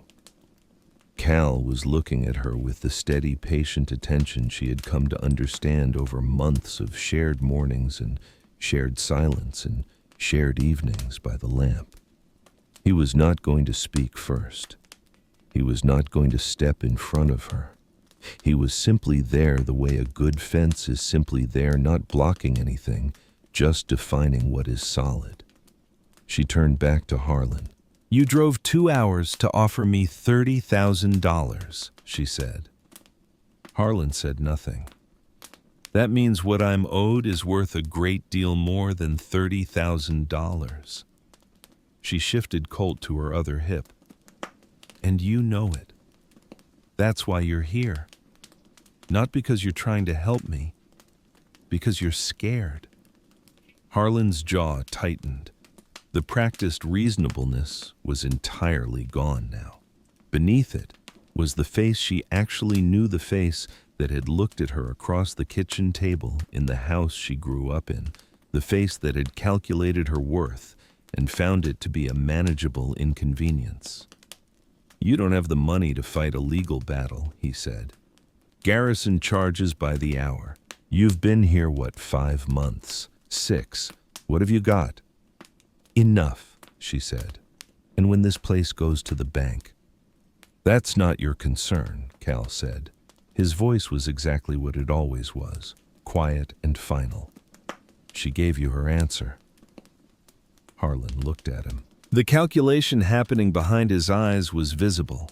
He was measuring Cal the way he had measured Cal the first time he stood at this gate, looking for the lever, for the weakness, for the thing that could be turned. "You're going to lose this property," Harlon said, keeping his eyes on Cal. "You know it. 40 days. Then what? You're out, she's out, the kid's out. You want that for them?" Cal said nothing. "I'm trying to give everyone a clean exit," Harlon said. His voice had found a new register, lower, more confidential, the register of a man making a business proposition between men. "Nobody needs a court fight. Nobody needs the bank involved. Just sign the papers, take the money, everyone walks away." "We're not walking away," Nora said. Harlon looked at her. The calculation in his eyes shifted to something colder. "You have nothing to put on that table," he said. "No money, no lawyer you can actually afford, no property, no—" "I have the truth," Nora said.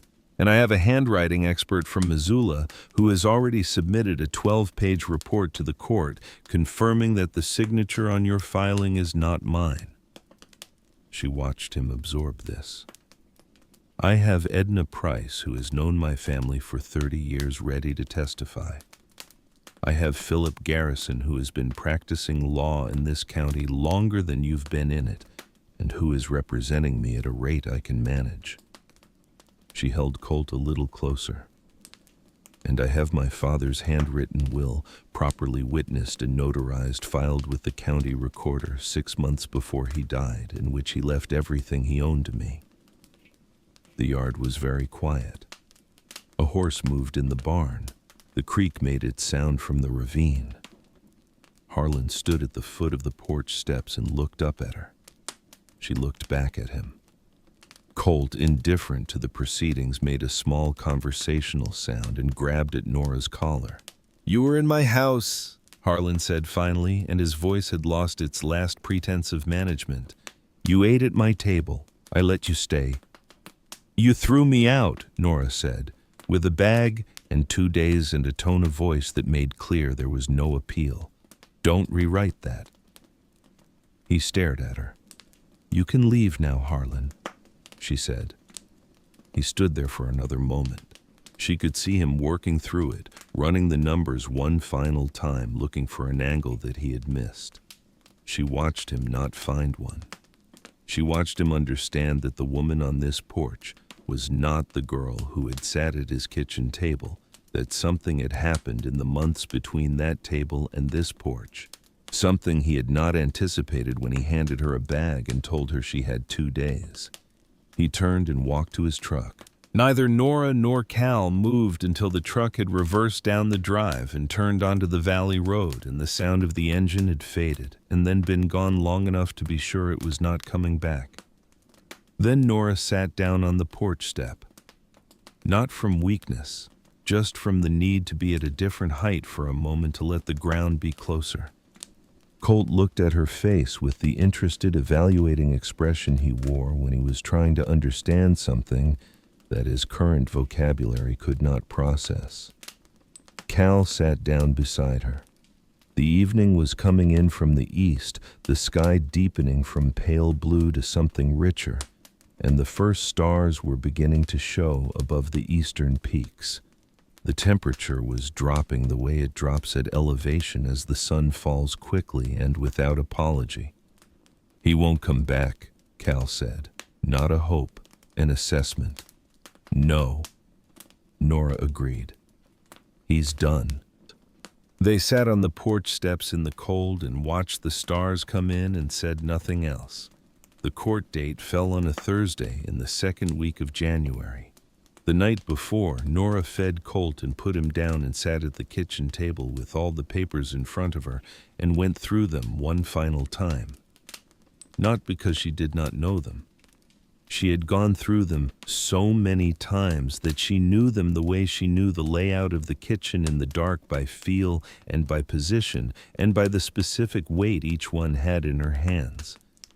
She went through them because the act of going through them was itself a preparation, a way of arriving at the next morning having already been there once. Cal was in the chair by the window. He didn't ask her if she was ready. He didn't offer reassurance.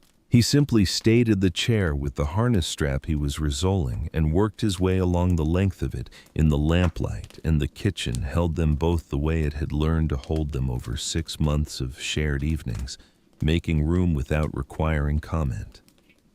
She finished with the papers and squared them into their folder and set the folder by her bag.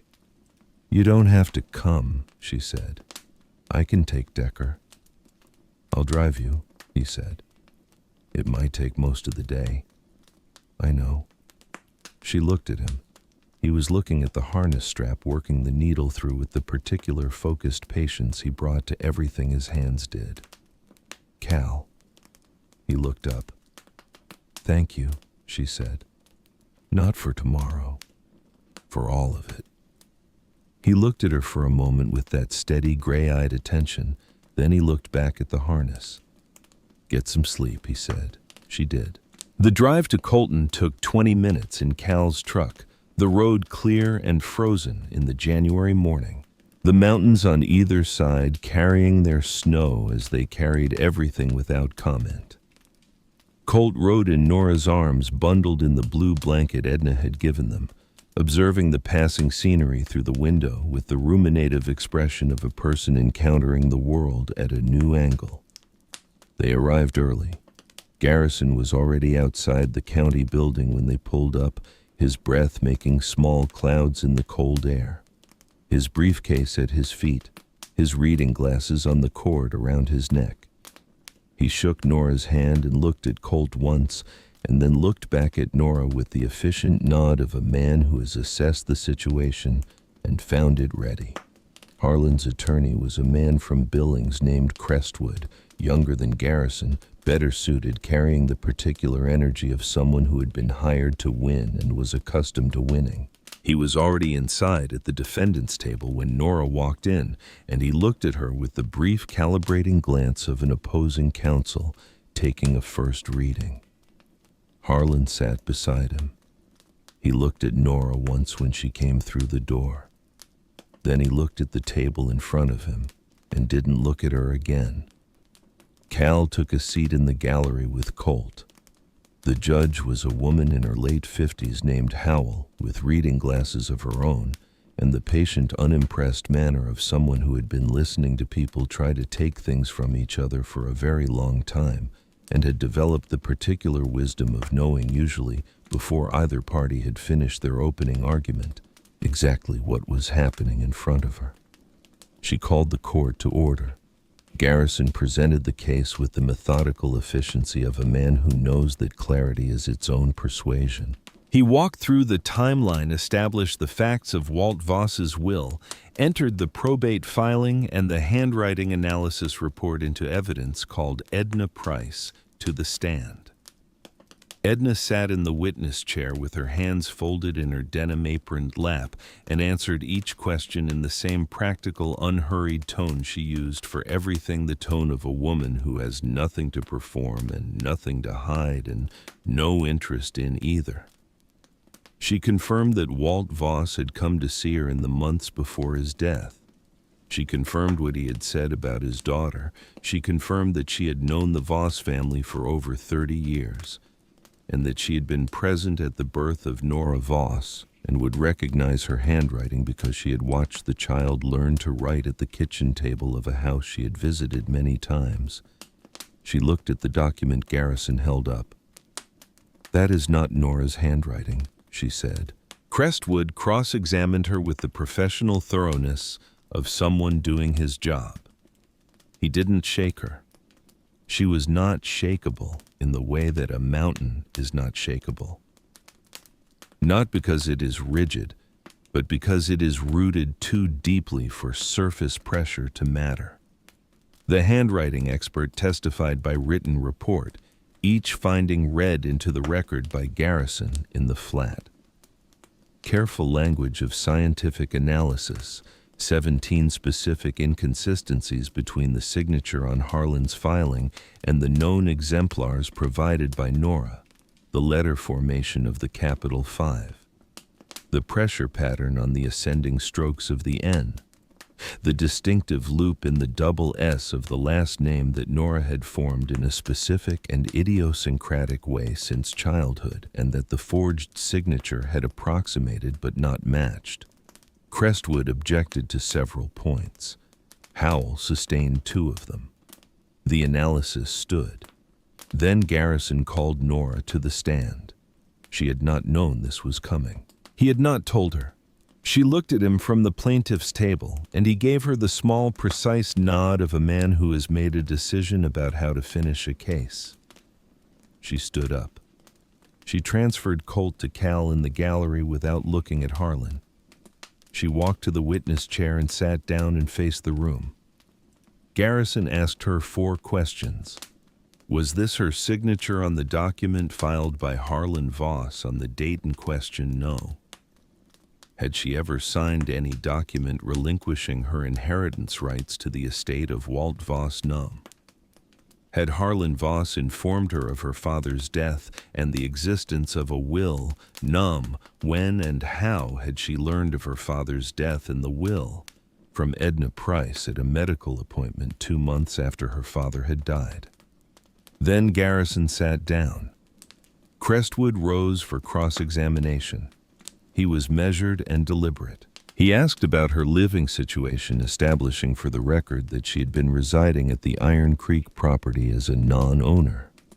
He asked about the timing of her residency relative to the court filing, working toward the implication that the residency had been established specifically to create a legal standing she would not otherwise have possessed. He asked whether Cal Merritt had known about the inheritance claim when he signed the residency confirmation.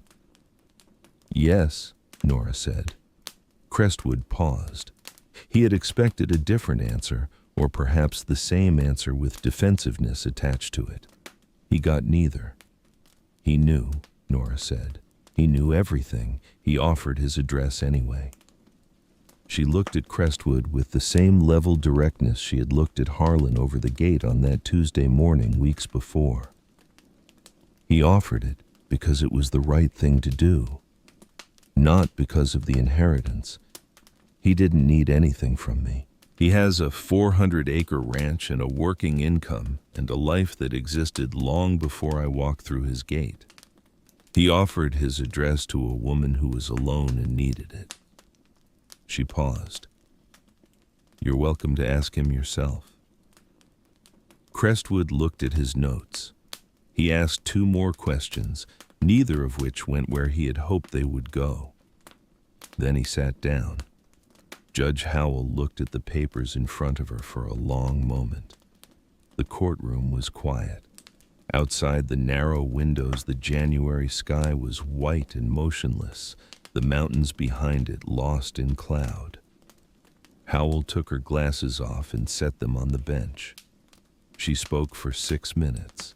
She spoke about the standard of evidence required in probate fraud cases and the degree to which that standard had been met. She spoke about the statutory definition of a legitimate residency claim and the degree to which the evidence supported Nora's meeting that definition. She spoke about the handwriting analysis and the witness testimony and the documented timeline of events. Then she ruled. The fraudulent filing was vacated. Harlon Voss was found to have committed probate fraud and was referred to the county attorney for criminal review. The handwritten will of Walt Voss was confirmed as valid. Nora Voss was confirmed as the sole heir to the estate of her father. Crestwood was already packing his briefcase.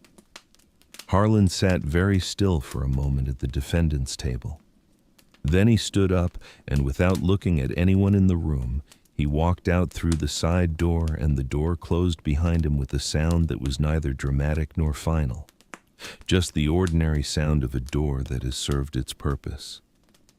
Nora sat in the witness chair for a moment after the gavel came down. Then she stood up and walked back across the room and took Colt from Cal's arms and the child who had spent the entire proceedings in a state of interested observation. Looked at her face and apparently found it satisfactory because he leaned his head against her shoulder and closed his eyes. She stood in that small courtroom in Colton, Montana, with her son in her arms, and she was 27 years old, and she had just won. Garrison shook her hand outside the building afterward, his breath making clouds in the cold air, his briefcase back at his feet. The estate will transfer formally within 60 to 90 days, he said. I'll be in touch as each step clears. Congratulations, Miss Voss. He walked to his car. Cal stood beside her on the sidewalk. Colt had fallen asleep fully, now his weight settled and warm against her, his breathing even and deep. The main street of Colton was quiet around them, the storefronts catching the flat January light, the church steeple white against the sky. She looked at Cal. He was looking at the mountains the way he looked at most large things, steadily and without trying to reduce them. Let's go home, he said. The drive back was quiet. The truck moved along the valley road through the winter morning, and the land on either side was pale with frost, and the creeks along the road were beginning to ice at their edges.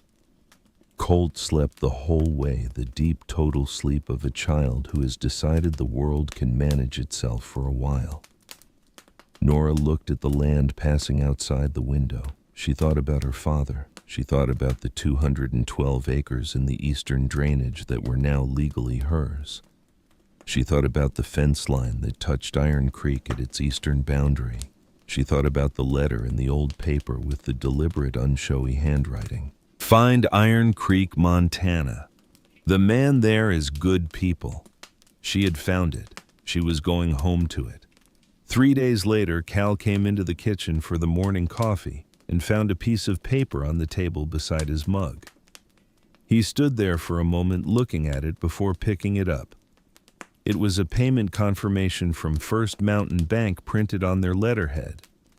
It was dated the previous afternoon. The account listed was the mortgage account for the Iron Creek property. The amount was the full outstanding balance, 3 years of deferred payments and accumulated interest stated to the penny. The account status at the bottom read, paid in full. He stood in the kitchen with the paper in his hands.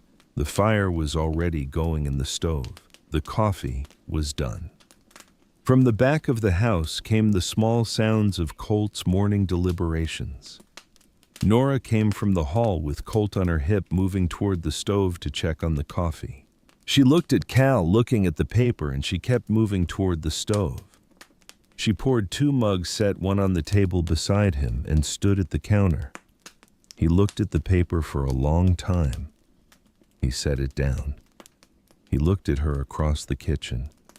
She was looking back at him with the expression that was her most characteristic one, direct and calm and not requiring anything from him, not validation, not gratitude, just honest enough to look at and be looked at. "You didn't ask me," he said. "No," she said. "Nora." "Cal." She held his gaze. "This is my home. You told me that. You put your name on a notarized document and handed it to a county clerk and told the legal system of the state of Montana that this was my address." She paused. "I'm keeping my address."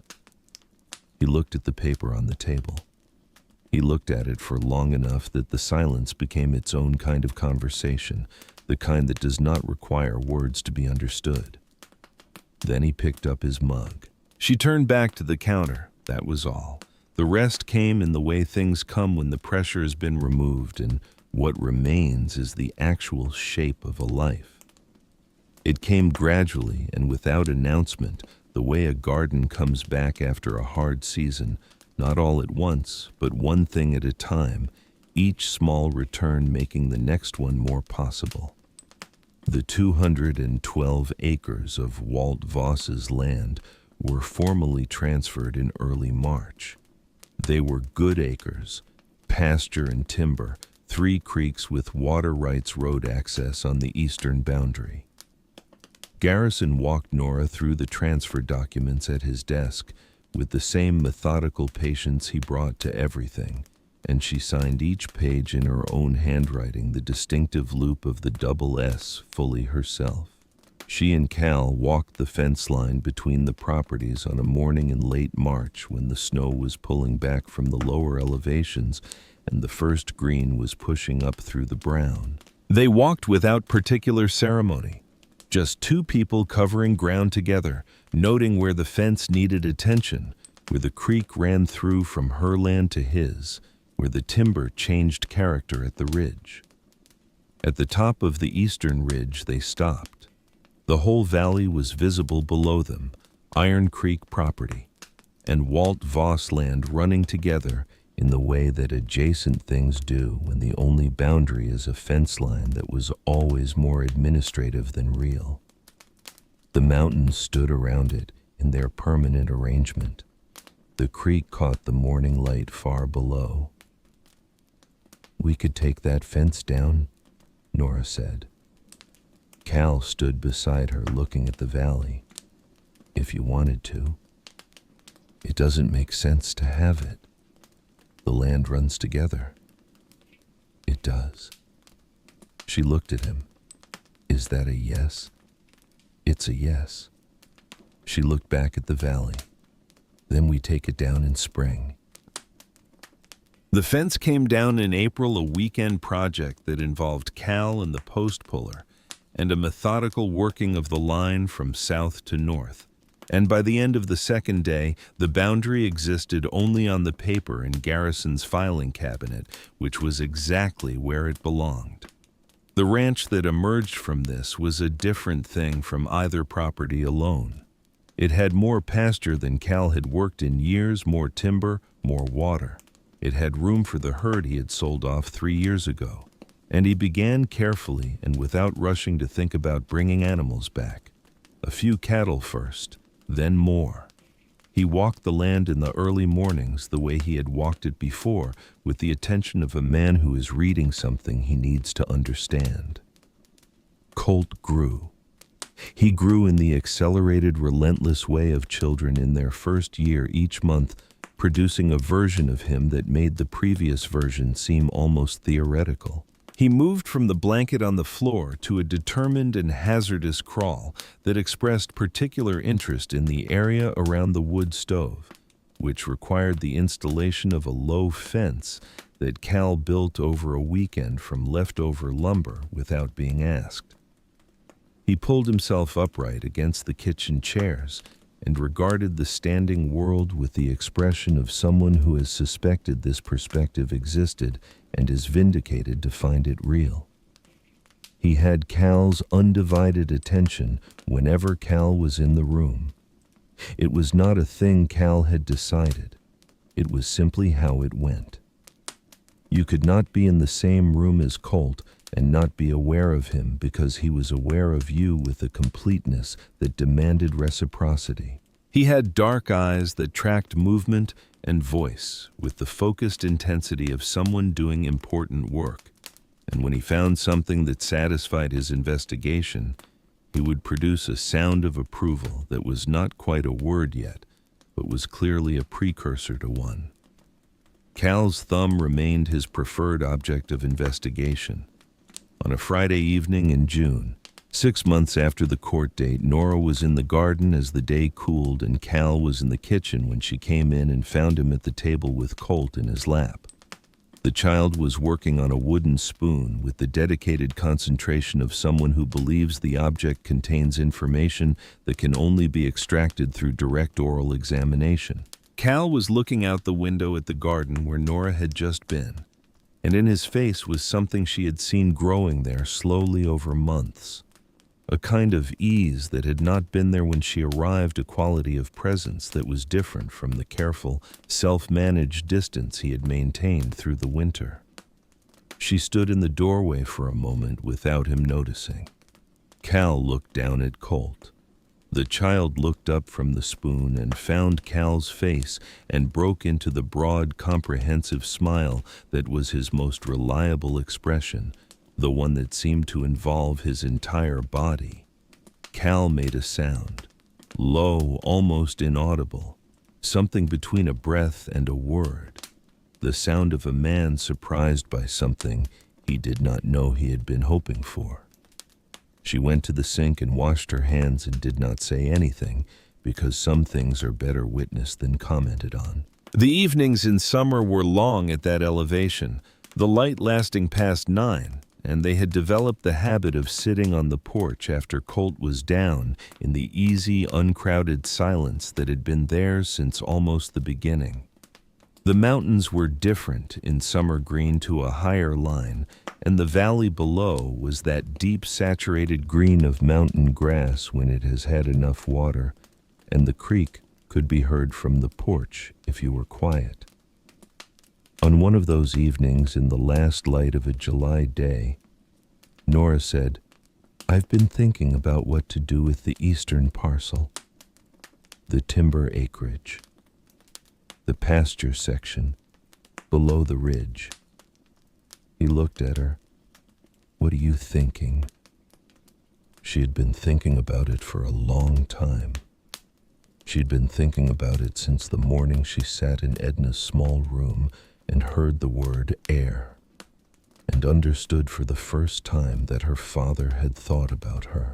She'd been thinking about it through the court proceedings, and the payment and the fence coming down, and Colt's first months, and all the gradual rearranging of a life that had looked on a rainy night 7 months before, that like a collection of things that no longer added up to anything.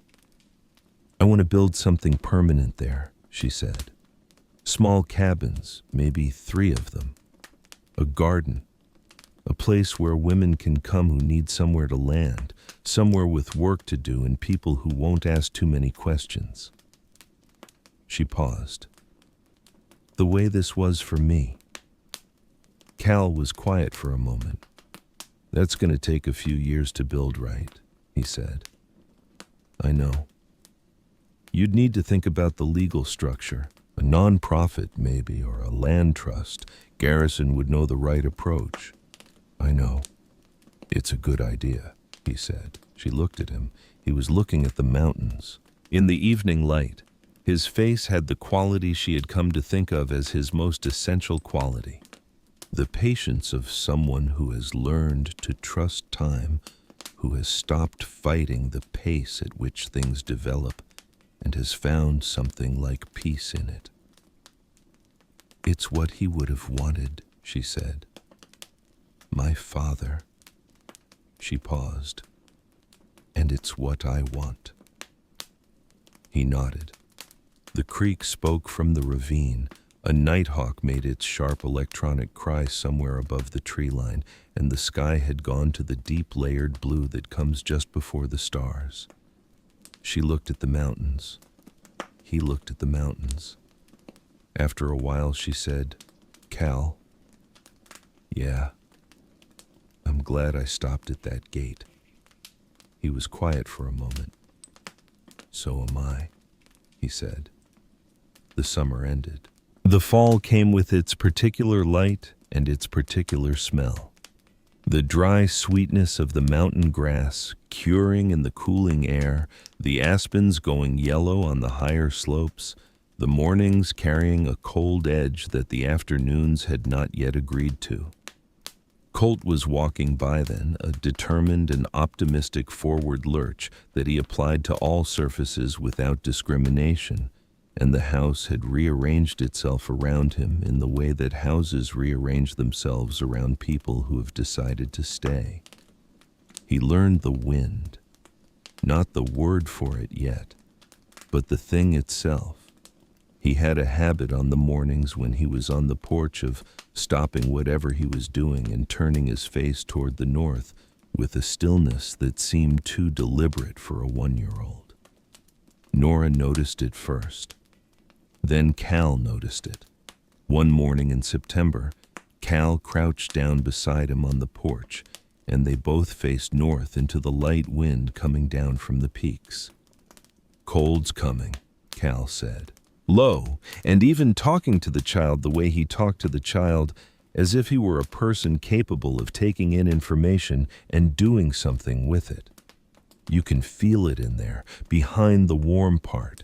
You have to look past the first thing and find the thing behind it.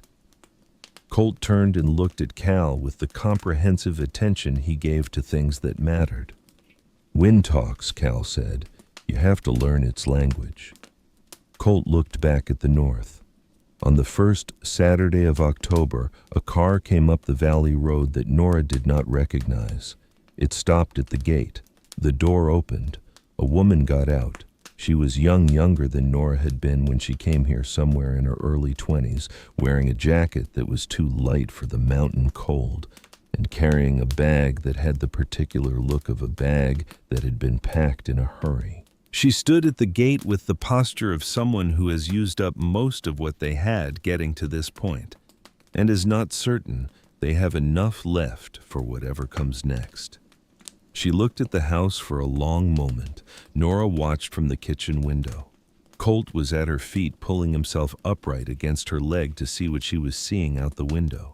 He got himself up and stood there, 14 months old, sturdy and serious looking, out at the woman at the gate with the interested, evaluating expression of someone encountering a new data point. He made the sound that was his current closest approximation of a question. A rising sound, upward inflected, meaning, what is that and does it need something? Nora looked down at him. She looked at his face, at the dark eyes that were her father's eyes, and perhaps also his own eyes. The eyes of a person who had come into the world on a cold night, on a mountain road with nothing but the clothes he was born in, and had found in the people around him everything else. She went to the porch. She looked at the woman at the gate. The woman looked back at her, uncertain and exhausted and very young. "Are you all right?" Nora called. The woman shook her head. "Come in," Nora said. She pushed the gate open. The woman came through it with her bag over her shoulder and her jaw set in the way of someone trying to hold themselves together for a little longer, and Nora watched her cross the yard the way she had once crossed this same yard, feet finding the uncertain footing, the weight of everything she was carrying already transforming, as it had transformed for Nora in the slow, invisible alchemy of a place that is actually willing to hold you. Cal came out of the barn and stopped at the edge of the yard. He looked at the woman. He looked at Nora. He did not ask any questions. "I'll put the coffee on," he said, and went inside. Nora walked the woman to the porch. The mountains stood around them in their permanent arrangement. The creek spoke from the ravine with its patient, inexhaustible voice, the voice of water that has been moving through this valley for longer than any of them, and intends to keep moving long after, carrying its story over the same stones in the same language, waiting for someone to be still enough to hear what it was saying, which was simply this: that the ground holds if you give it time, that the things built by showing up every day outlast the things built by force, that there is a particular kind of courage in staying, in being the person who keeps the fire lit and the gate open and the coffee on, and it is not a lesser courage than any other kind. It is, in fact, the kind that matters most. Nora held the door open. The woman walked through it.